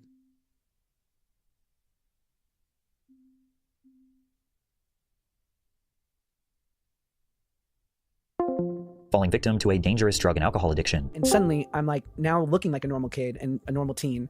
And I'm like, oh, they do drugs and that's normal. And they go to house parties and they go to clubs and they show up late to places and they're unreliable and that's normal. And I died to be normal. And I remember when I finally said yes, I had no conception that this drug would make me feel any different, that it was extreme. All I thought was, A, I hope she's watching. And oh good, I'm normal. While Josh was going through hard times, Drake was receiving very consistent work over the years doing voice acting roles in shorts, TV shows, and movies. His most notable role was Peter Parker in Marvel's Ultimate Spider-Man animated series. When he wasn't doing voiceovers, he was writing and releasing his own music. Interestingly enough, his records weren't very popular in the United States, but were huge in various Spanish-speaking countries. The Drake and Josh Nickelodeon show was extremely popular in Latin countries, likely due to the excellent job the production team did with dubbing the actors' voices. Drake always wanted to be a rock star, ever since his earliest days on The Amanda Show in 2001. He released music consistently for 17 years, but received no gold or platinum records in America. However, in Mexico and other various Spanish-speaking countries, Drake Bell, aka Drake Campana, had multiple high-charting Billboard singles and albums. In some of these countries, he performed shows for thousands of people. He learned to speak Spanish. He has written and released a ton of music in Spanish. He even provides Spanish subtitles with every podcast or social media post he makes. People have joked on social media that he ran away to Mexico to avoid charges of his 2020 crimes, when in reality, he was more successful there for over a decade and probably made most of his income in Latin-speaking countries. And what's it like in Mexico? Like, because you moved to Mexico, right? It seems amazing. It's unbelievable, bro. You have no idea. Tell me more, Drake Campana. It's unbelievable. In Mexico, we were on Channel 5. We were like on After Friends or Seinfeld. You know, it's like we're on normal TV. Everyone watched us. We weren't a kids show. There's a place called Veeps. It's like Denny's. The menu for the children's menu is us, bro. What?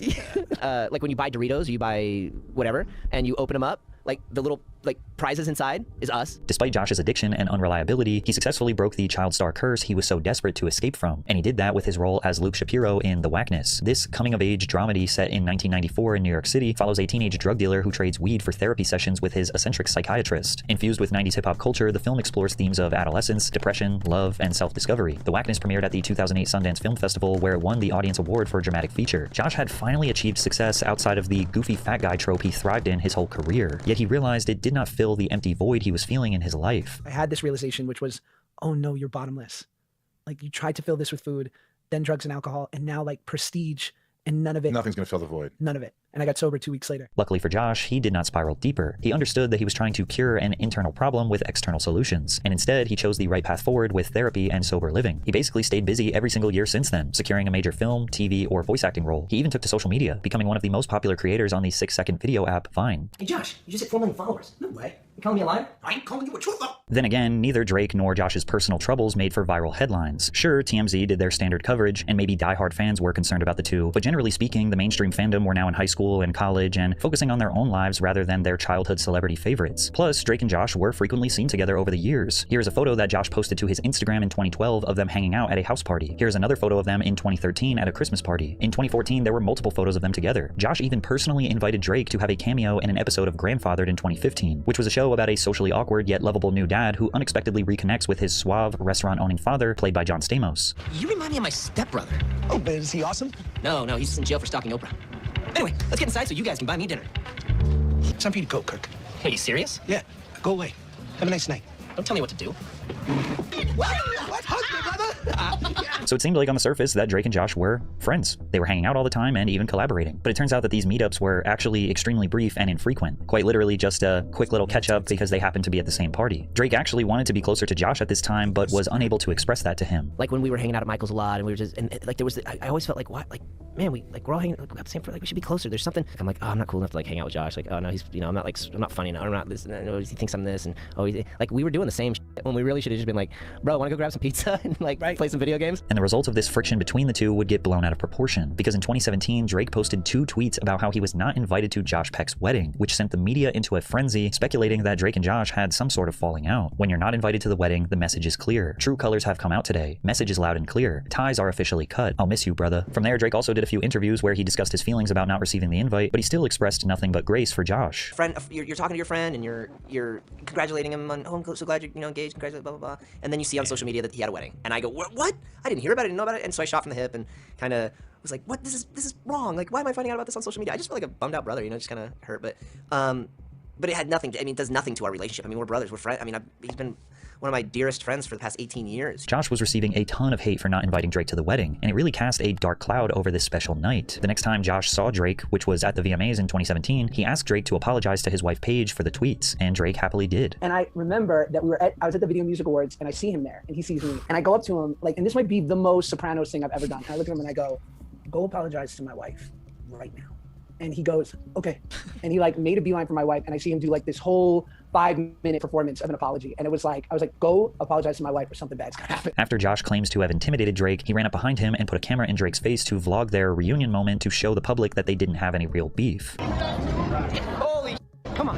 What's up, buddy? Is this happening right now live is this really right now live? Stream live right now. Oh my god. Please Wait, tell is this Facebook streaming? to be nice to me. Oh my god, it's not even my fault. Just tell Facebook to be nice to me. Listen, lay off. Thank you. You're that Facebook, it's all good. Chill out. We love lay you. off, man. All right, I got $100 for you. Drake and his ex-wife Janet said that this moment was actually sincere. The couples exchanged numbers and went out to dinner multiple times afterwards, seemingly rekindling their friendship. They even did some content together as Josh was pursuing YouTube very seriously. That's Drake, that's Josh, and it's all love, people. Back together again. We're all good. That's amazing, right? What's up? It sucked anyway. Oh, fuck you. Fuck me. You know what? Mom never even liked you. She's not our mom. We're not on the TV show. We now know exactly why Drake was not invited to the wedding.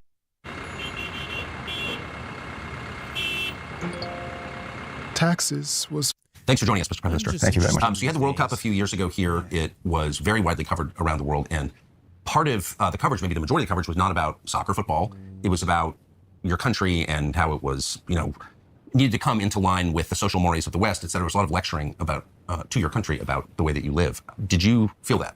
Well, it's unfortunate, the whole purpose of hosting the World Cup is to bring the world together in that country, to put the country in the spotlight about the football, about the tournament, and about people coming together. Unfortunately, countries and some NGOs try to use this as an opportunity to attack on values of the society itself, on the values of the country, of the community, by using it as an opportunity to change these values and to impose their own values on our country and our people. That's something was expected from our side, that we will be attacked, we will be hearing a lot of lectures about values and things that are not belongs to us.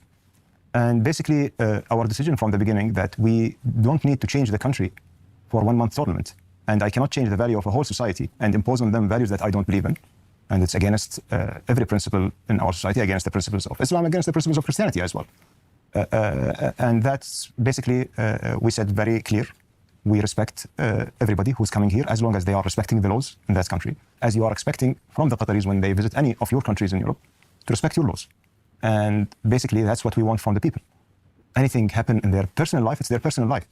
But nothing should happen in public against the laws of the state of Qatar, and we will never change. The problem that those countries and NGOs put a lot of efforts in demonizing this World Cup in order to impose their values, yet there were many things happening around the world, and they are just turning a blind eye. If they put some efforts and energy on those real issues that affecting the human lives around the world, it would be much better than the waste investment that was in campaigns against the country to change its values, to impose new values which are not even related to us. So why do you think that is? This used to be called cultural imperialism, taking your values and using force to impose them on another society. But this is probably the richest country per capita in the world. It's free. Qataris can come and go. They don't have to live here. They choose to live here. And your values are thousands of years old.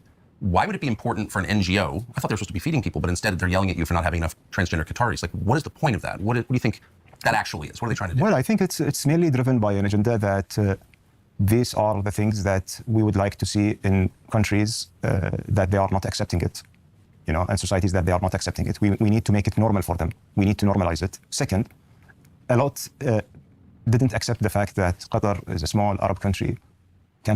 America relies on clean, renewable energy. It powers everything from families to small businesses. Can host a world-class tournament. Basically, they were like, how a lot of attacks that why Qatar won the World Cup, like they don't have even the culture of the World Cup. I don't know what's, what does it mean if I am a country, like a marginal country, I don't have the right to host a world tournament. And this is more about, honestly, like I see it like more racism and superiority. And that's basically, I think, the main driver for this. So an official here told me a funny story, and I want to check to see if it's true. This person told me that some bureau or commission in the United Nations was rating the human rights here in Qatar and said in order to score higher, you have to build nursing homes for your old people to live. And this person tried to explain, we don't have nursing homes because old people, parents live with their children. But you built them anyway in order to get a higher score on this, and they remained empty. Is that true? Well, it is true, actually. They are like, sometimes when you have international organizations trying to impose certain conditions in order to give you like the better status that will make you look good, it requires from you some steps that you will do that it's not even needed here in this kind of society. Look, Qatar is a small country. The people here, family matters for us. Parents matters for us. We are in debt to our parents until the last day in their life or in our lives, whatever comes first. If someone will leave his parents alone without taking care of it, he will be publicly shamed by the society. It's not really an acceptable custom or habit in this country to have your elder, to have your parents staying in a senior home. The parents are the ones who took care of us when we were children until we grew up to become independent, and we have the duty to take care of them. And that's really the genuine nature of the Qatari society. So that's why you end up with something that you don't need. It's not according to your value, it's not according to your religion, but we build it anyway to get, to get the fancy branding. It does, if you take 3 steps back, it's like they're mad at you because you don't have enough transgenders. They're mad at you because you don't put your parents in some institution. Maybe they're trying to break up. Taxes was feel. I really am. I really am. Break up your families. Well, it can be a reason. Like oh my God, like their obsession for transgenders is just it's amazing. It's amazing. I swear, it's just amazing. Transgenders got to come up for like everything. Honestly, I don't know what is really the purpose behind this, but we see that a lot of things that are happening are attacks on humanity in general. It's when you lose the family value, when you lose the connection between the family themselves, you will lose the connection between the people as well on a broader level, on the people in the same neighborhood, on the people in the same region, in the same countries, and that's basically will just make us, as individuals who are quote unquote independent from anyone. That's what we will feel. Yet it will just make our societies vulnerable and easy to be penetrated. That's right. And that's I think the main issue that we are facing and the main threat that we are facing. You have seen, Tucker, you spent. America relies on clean, renewable energy. It powers everything from families to small. Spent now a few days in Qatar, and you came to my home, and you have seen that my home is surrounded by my family homes. And it's not, I'm not really living in isolation from them. I'm the family, definitely not. The nuclear family, the bigger family, and it's all one community, one family. And basically you can apply this and magnify it to the entire country. This is not the case for Mohammed, this is the case for everyone here. People, even when they move temporarily to another neighborhood or to another place 10 minutes away from their family, they feel homesick. So we believe that this is supposed to be the case for all the countries, where families bonds matters. Families bonds really create from your society a strong society. America relies on clean, renewable energy. It powers everything from families to small business. That's not easily penetrated, and that's what creates the national unity as well, in face of external threats and everything. So that's kind of the key, is that when you are cut off, when you're alone, you are powerless, and you can be controlled. Yeah. You can be penetrated. You can be penetrated, yes. Very true. Your country has been in the American media sporadically recently, and it's under attack for reasons I don't fully understand. One of the reasons I want to come. Hey, Conrad. Well, because it's just it's always good to stay abreast of what's going on in the world, and we're about wrapping it up because there just isn't anything really worth watching right now. Nothing really going on at the moment. We're already. I'm here was to understand why people are mad at you. And I think you've got the biggest overseas U.S. airbase right near here. So you're clearly a U.S. ally. Yeah. But I keep reading reference to Qatar as anti-American or pro-Islamist or a threat to the United States somehow. Where do those attacks come from, do you think?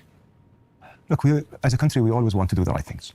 And America relies on clean, renewable energy. It powers everything. Yeah, this is absurd. Families to small business. Unacceptable. Basically, the right things, not only for our people, but for our people, for our region, and for our friends.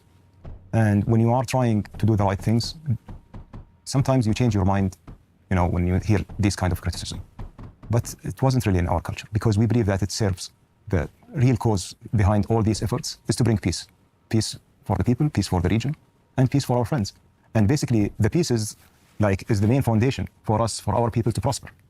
And peace has a lot of enemies who wants to undermine it for political reason, who wants to undermine it for economical reason, who wants to demonize your effort in order to. America relies on clean, renewable energy. It powers everything from families to small business. Make sure that every step you will take will be suspicious in order to control also the parties that you are helping in that. And basically, they don't know by doing such a thing, they are not harming us, but they are harming the region, and they are harming our friends, including the United States. And having an ally and partner and friend like Qatar with the airbase as one example, and working together very closely on a lot of issues, a lot of files, helping bring Americans homes from different countries, whether it was in the evacuation in Afghanistan, whether it's in American hostages all around the world, mediating in different conflicts. They basically, if they keep criticizing Qatar and attacking Qatar, they think that this is just harming Qatar and Qatar reputation. It's not. It's actually because we always we go back to the results. We focus on the outcome, and we think about it, that should be our objective, and we should focus there, and we shouldn't really disturb ourselves with any noise. But they don't know that this is harming the U.S. and the U.S. interest at the end of the day. So my sense is that part of the criticism and the confusion from Americans, I think two causes. One, you have a Hamas office here. Mm-hmm. And Hamas has been designated, I think, repeatedly by the U.S. government, certainly by the Congress, as a terror organization. And people say, well, how could you have a Hamas office here? America relies on clean, renewable energy. It powers everything from families to small businesses. What is that? We have to go back to the root of this office. Why it's here in the first place. And Hamas office, when it was opened here in the first place, it was opened with full transparency and full consultation, and actually even request from the U.S. And the U.S. asked you to put a Hamas office here? They have asked us to open the channels with them and to have an established communication channel with the same case what was applied to Taliban as well. And look, at the end of the day, if you have a presence of someone in your country and you are engaging and talking, it doesn't mean that you are endorsing his ideas. It doesn't mean that you are supporting him. The purpose of this office was to facilitate peace, to stabilize the region, and to make sure that always it's serving the purpose. America relies on clean, renewable energy. It powers everything from families to small businesses. And you can Okay. go through I'm even gonna everything cut it off. that, all the events that happened in the recent 10 years since the office was officially opened here in Doha. How many peace deals been brokered from that office through that channel? Many of them. 2014 was, the discussion and the negotiations was initiated here and ended in Egypt. In 2018, 2020 and 21, with all those escalations, and many of escalations that we avoided to prevent a war. There are many, plenty of them. You will lose count. Then, after 7th of October, the first hostage deal that released the hostages, the women and children, was 109, and the foreigners, was 109 hostages. November 23 happened through that office. The second hostage deal, which we are going through right now, it was produced out of this office. So the office is a communication channel, and it doesn't make me, feeling shy that I speak with someone whom I have a disagreement with. President Trump spoke with North Korea. He didn't shy out from him. He met with him. He engaged with him. He wants to put an end for the conflict. He wants to make a deal with him. He's a deal maker, and this country basically is brokering deals. Initially at the request of the U.S. government. Yes, and it continued like everything that we did. Looked at. Oh my God, bro! Why does he do that, bro? Did he just gave you an explanation as to why the office was opened, right? It was to facilitate peace talks. To facilitate peace talks, right? We have back channels with countries all the time. We do the shit with Iran. We was doing this shit with China when we wasn't doing direct talks with them because we were beefing. Like, why are you so hell bent on just making sure they understand that the United States told him to open up an office for Hamas, to sit there and imply that, trying to like terror, whatever terrorist support stuff that you just sitting there like trying to just, I don't even know, like even like this, I can see that there is some underlying message you're trying to push, reinforcing that the U.S. asked them to open up a Hamas office. He just explained in the most clearest way possible why that's the case. And you're still trying to drive home whatever, what's the word? I see it so late, I can't even think of it. What's the word? You're still trying to drive home an agenda. That's not the exact word, but it's close enough. It's so stupid. Like, bro, like, come on. This is why it's just so hard for me to watch like Tucker Carlson videos, bro. It's so shady. Ever since that Dominion thing where he was lying about the voting stuff and ended up getting Fox News like caught up because he wasn't being a proper journalist. I mean, he wasn't even a journalist to begin with. Like Fox News said in all them other court cases, right? That they're not an actual news agency. Like, that section is just people just giving opinions, even though it's called Fox News. But it's just so slimy. It's just so slimy. Like, Jesus Christ, man.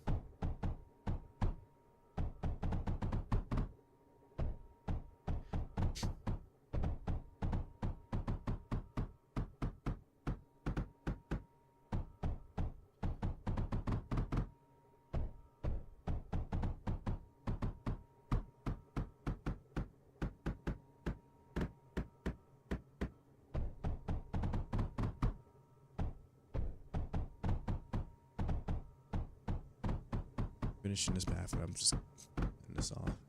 I need to get Pi-hole installed. I can't do it. Like, this is like overly egregious. Like, why is like every 2 minutes you're actually showing me an ad? Every 2 minutes? Like, I wouldn't sit there and be so pressed about it if it was like just regular, like maybe like every one of these like cuts is like, okay, you know what I'm saying? But like every 2 minutes you're throwing me an ad. Okay, we're gonna go ahead and we're gonna kind of kill that. All right, let me see what the enemies are looking like real fast. So this would be almost halfway through.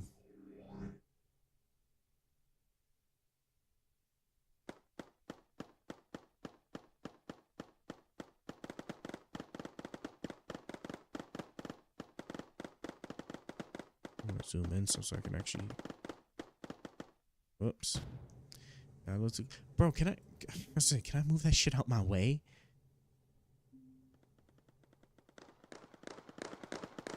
Oh shit. There you go. I'm so much better with this with my finger. Like doing this on mouse and keyboard, I hate doing this shit on mouse and keyboard. It's a pain.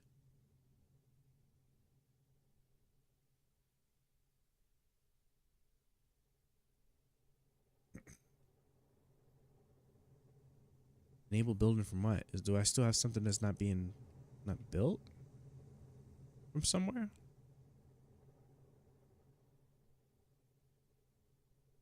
Okay, at least I finally got 1,000 graphite and I got 2K.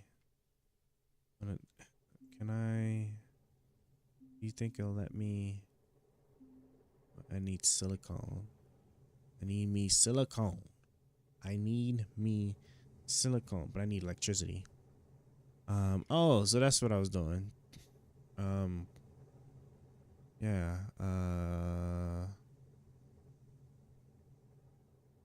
Yeah, sure. I guess we'll do it right here.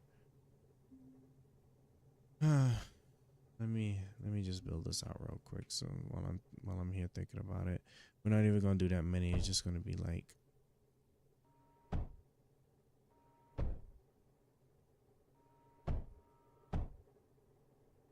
I'm not even gonna pause.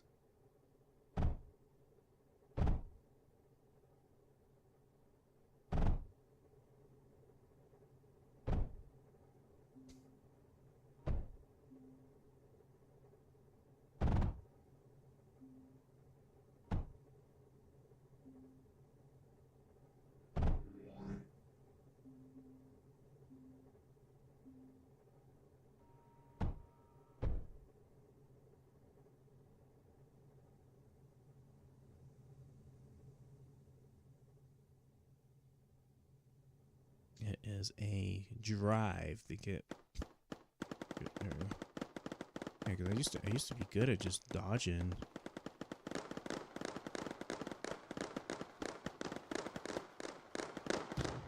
Do it.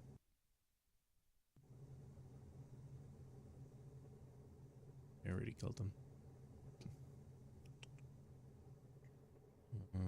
Oh yeah, so see, it's not even.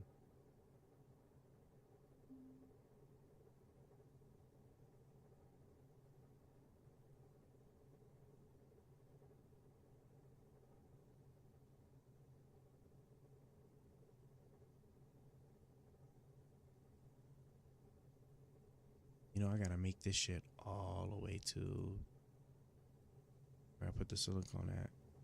And this island or planet sector does not have any titaniums. Okay.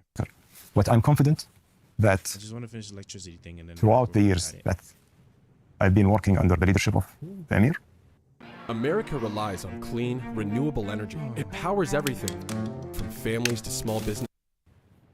we are sure that every step we are taking, we are very transparent, coordinating with the US, and making sure that we are doing the right thing.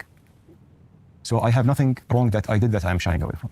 I know that we have a lot of attacks, and unfortunately, we have attacks from the US legislation, like from the Congress many times, that although we did it at the request of the government, yet the Emir always tell me that if we are able to save a single life, it's worth everything. And I'll tell you something, we've been under a significant attack in the last 15 months during this war in Gaza. Unbelievable. No one would handle such an attack. And we worked tirelessly on achieving this deal. And the moment we went out to announce that deal being achieved and we see the celebration in the streets, whether it's in Gaza or in Israel, that moment makes us forget everything. You've been attacked by the U.S. Congress. The core question for me is, if Qatar is an enemy of the United States, why is our airbase here? Have there been calls to remove the airbase? Well, there are like some voices who unfortunately very much misinformed that this is very critical for the US security to be here in this region. And you know, actually the base itself, when it's moved in the first place, it was moved after September 11 to Doha, and it was a very risky decision for any country to take it, and we took it. We took it because of the friendship that we have with the US, because of the partnership that we are committing ourselves together with the US in, and it turned out to be like the most important US base outside the United States. And basically it served the security of the United States, but also it served the stability of this region.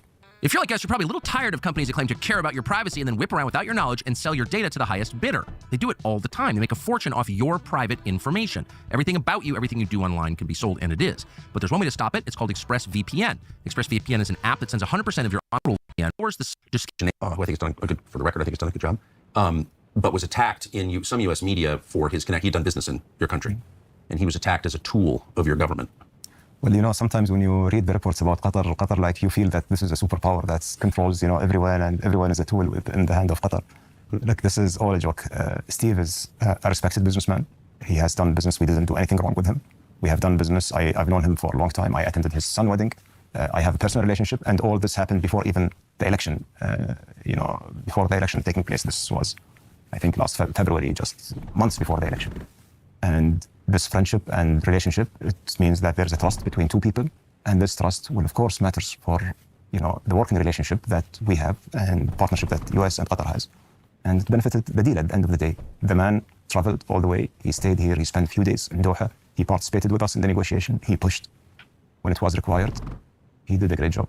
We, as partners, we achieved the deal at the end of the day. The deal wouldn't be achieved without, with Qatar single-handedly or with the United States single-handedly. It means all of us are one team and work together. Now, people are attacking him for his relation with Qatar and being a tool in Qatar. If you go back and trace back, those people who are not interested in having a deal, not interested in having, they put their political interest ahead. America relies on clean, renewable energy. It powers everything. This is absurd. From families to small businesses. You know what? It's so damning. It's so damning. I have to come here and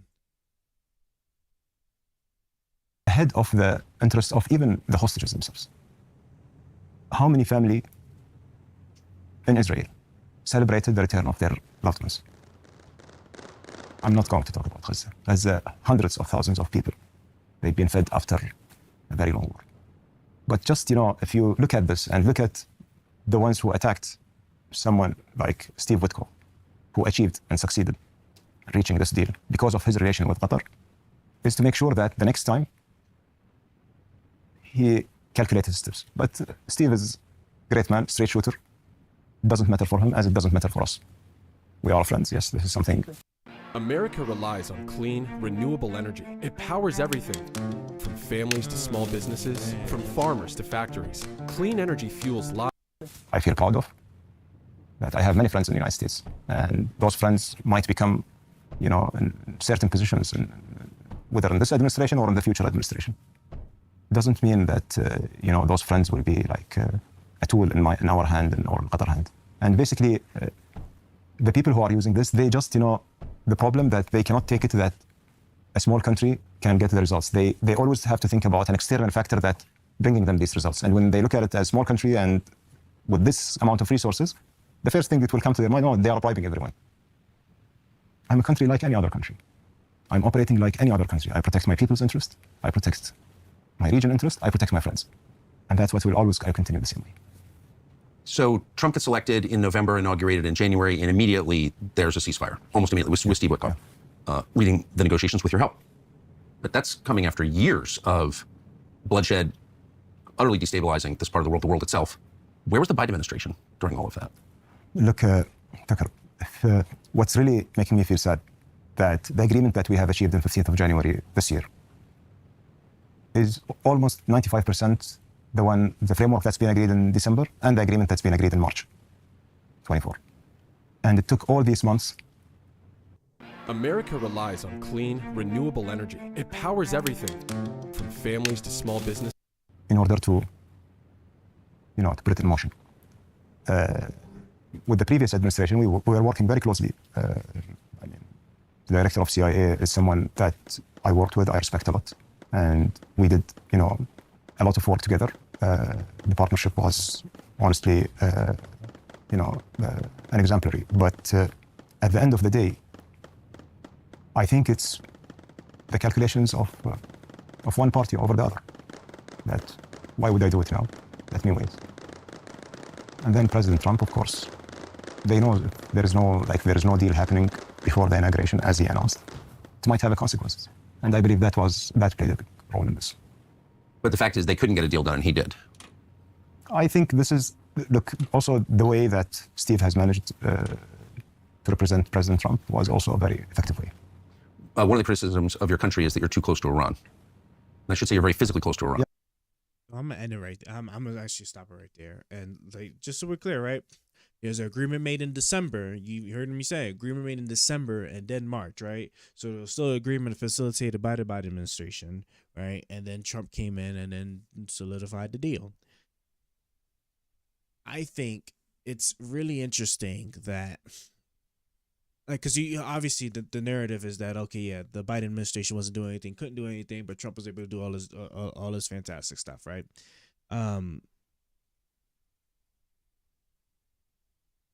And I'm trying to actually be completely fair and charitable about this, okay? That is partially true with respect to what they knew was going to happen when Trump came in. Not so much from what Trump would do, but what Israel would get the go ahead to do. Okay. While Biden was in, they knew that Biden wouldn't let Israel be too like over like, you know, egregious or reckless and you know, and handling the whole Hamas problem and the hostages and stuff, right? But they knew that if Trump was in, right, Trump would just basically just let them just like take them out, right? Just basically just do whatever. Which is, I still want to see. I really need to see the like any of the Muslims, any of the Palestinian support people. I really want to know why you either voted for Trump or didn't vote at all. Right. I need to find out what those particular people were thinking. Right. Because it was obvious and clear as day. Right. And then the thing is that, you know, maybe that's a good thing, because at the end of the day, like, a decision has to be made, and the Palestinians are always going to get the short end of it. So in my mind, right. So what I am going to say is what likely happened is that, like the other guy was saying, like, you know, the team, like it's a calculus. It's just a calculation game at the end of the day. Like, what am I going to be able to do, or what can I get away with, and what do I foresee happening if I decide to do this or this, right? And they were like, you know, with the Biden administration would hold Israel to account on trying to, like, actually make peace happen more equally, right? More equitable. Whereas Trump would be like, just like, no, like, you're in a losing fight. You know, the Palestinians in a losing fight. They're not you like he was saying in Ukraine, right? You have no cards, right? You will accept what the Israelis want to have or want to do, and he'll just allow the Israelis. He'll just cover for the Israelis to just go ahead and just, you know, just force it.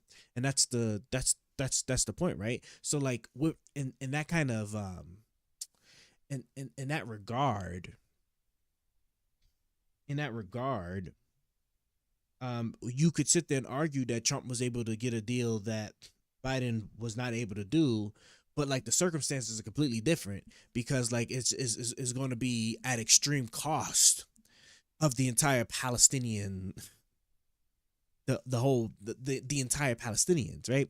Like it's not that he was making a deal. He was just sitting there just like, if you don't basically, like, if you don't surrender, we're just gonna let Israel just, like, basically wreck your shit and take your land. Like, that's to me, that's not a deal. That's not a real deal, right? That's the thing. They're trying to portray him as a deal maker, but, like, he's not making a deal. He's just making the obvious option easier for the people to do, for the you know, for the winning side to just take, right? The same shit with Ukraine, right? That's not even, and then Ukraine is a perfect example, right? Because so much for, like, the deal maker, and that shit just collapsed, right? Because unlike the Palestinians, right, the Ukrainians can fight for themselves, and right, and they're not going to just sit there and just give up their land, because they know what that would mean. Right, unlike the Palestinians that really don't have a choice. I mean, the Palestinians just don't have a choice. They're completely isolated and stuff, and it's just, you know, it is what it is. Whereas the Ukrainians at least have, like, the rest of Europe, that's like keeping afloat. And even if they didn't have Europe, at least they were going to put up a fight. Like you're going to basically like you're going to have to like just destroy us all before you think we capitulate to you. So I don't know. Like it's just like it's just such like egregious meat riding. I kind of see with the way he just like pushes these narratives. It's so sad. But I'm gonna end it there because I'm not even all that really interested because it's just always the same thing. It's always just the same talking points. Right? It's either transgenders or transgenders DEI or Trump's like the greatest. It is I don't know. Let me do a let me just Yeah, do we are a- physically close. How to close? them. Let me do a quick I just want to do a quick spot check. Okay, cool, yeah. Everything's good, and then yeah, and then if we come back to this, then we'll yeah. And when we come back to this, then we'll all right. Actually, I'll just add it now, and then I'll save.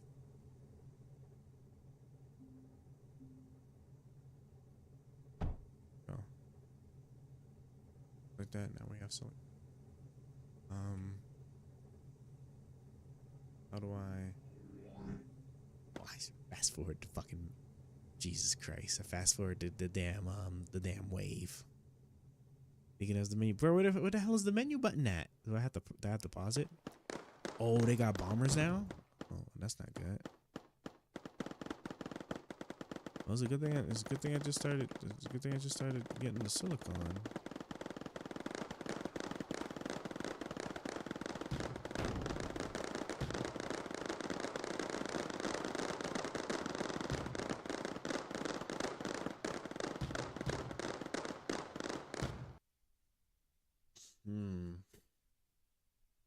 Good thing I got the silicon. We'll have to think about this sometime. Where is, bro? How do you? Just what do you press? The squiggly or the tilde button thing? That's crappy. All right, save it and quit this, and let me move back to my other computer. Don't worry. Tomorrow we'll fix the encoding issue. We'll oh, something else I wanted to fix. I just don't remember what it was. What was it that I wanted to fix? I don't know. What was some other thing? Oh, the chat thing. I had to fix the chat thing because I don't know why the chat thing is like a message behind. It's just kind of wild. But yeah, I'm sorry, guys. It was just more just because like there just wasn't nothing like worth watching. I gotta get back to like having like a queue going that'll go through just interesting things to like just go over. I'm sure I could probably just pull up my old queue that I know I have videos I just haven't done much with, but good chance of U.S. trade deal with the UK, said Vice President Vance. Oh yeah, the UK's out of the EU, right? I think it's like Brexit. Yeah. Good stuff. Well, that's that. Sorry guys, I'm like tired. Like 2 in the morning. Like hygiene. And I'm going to sleep.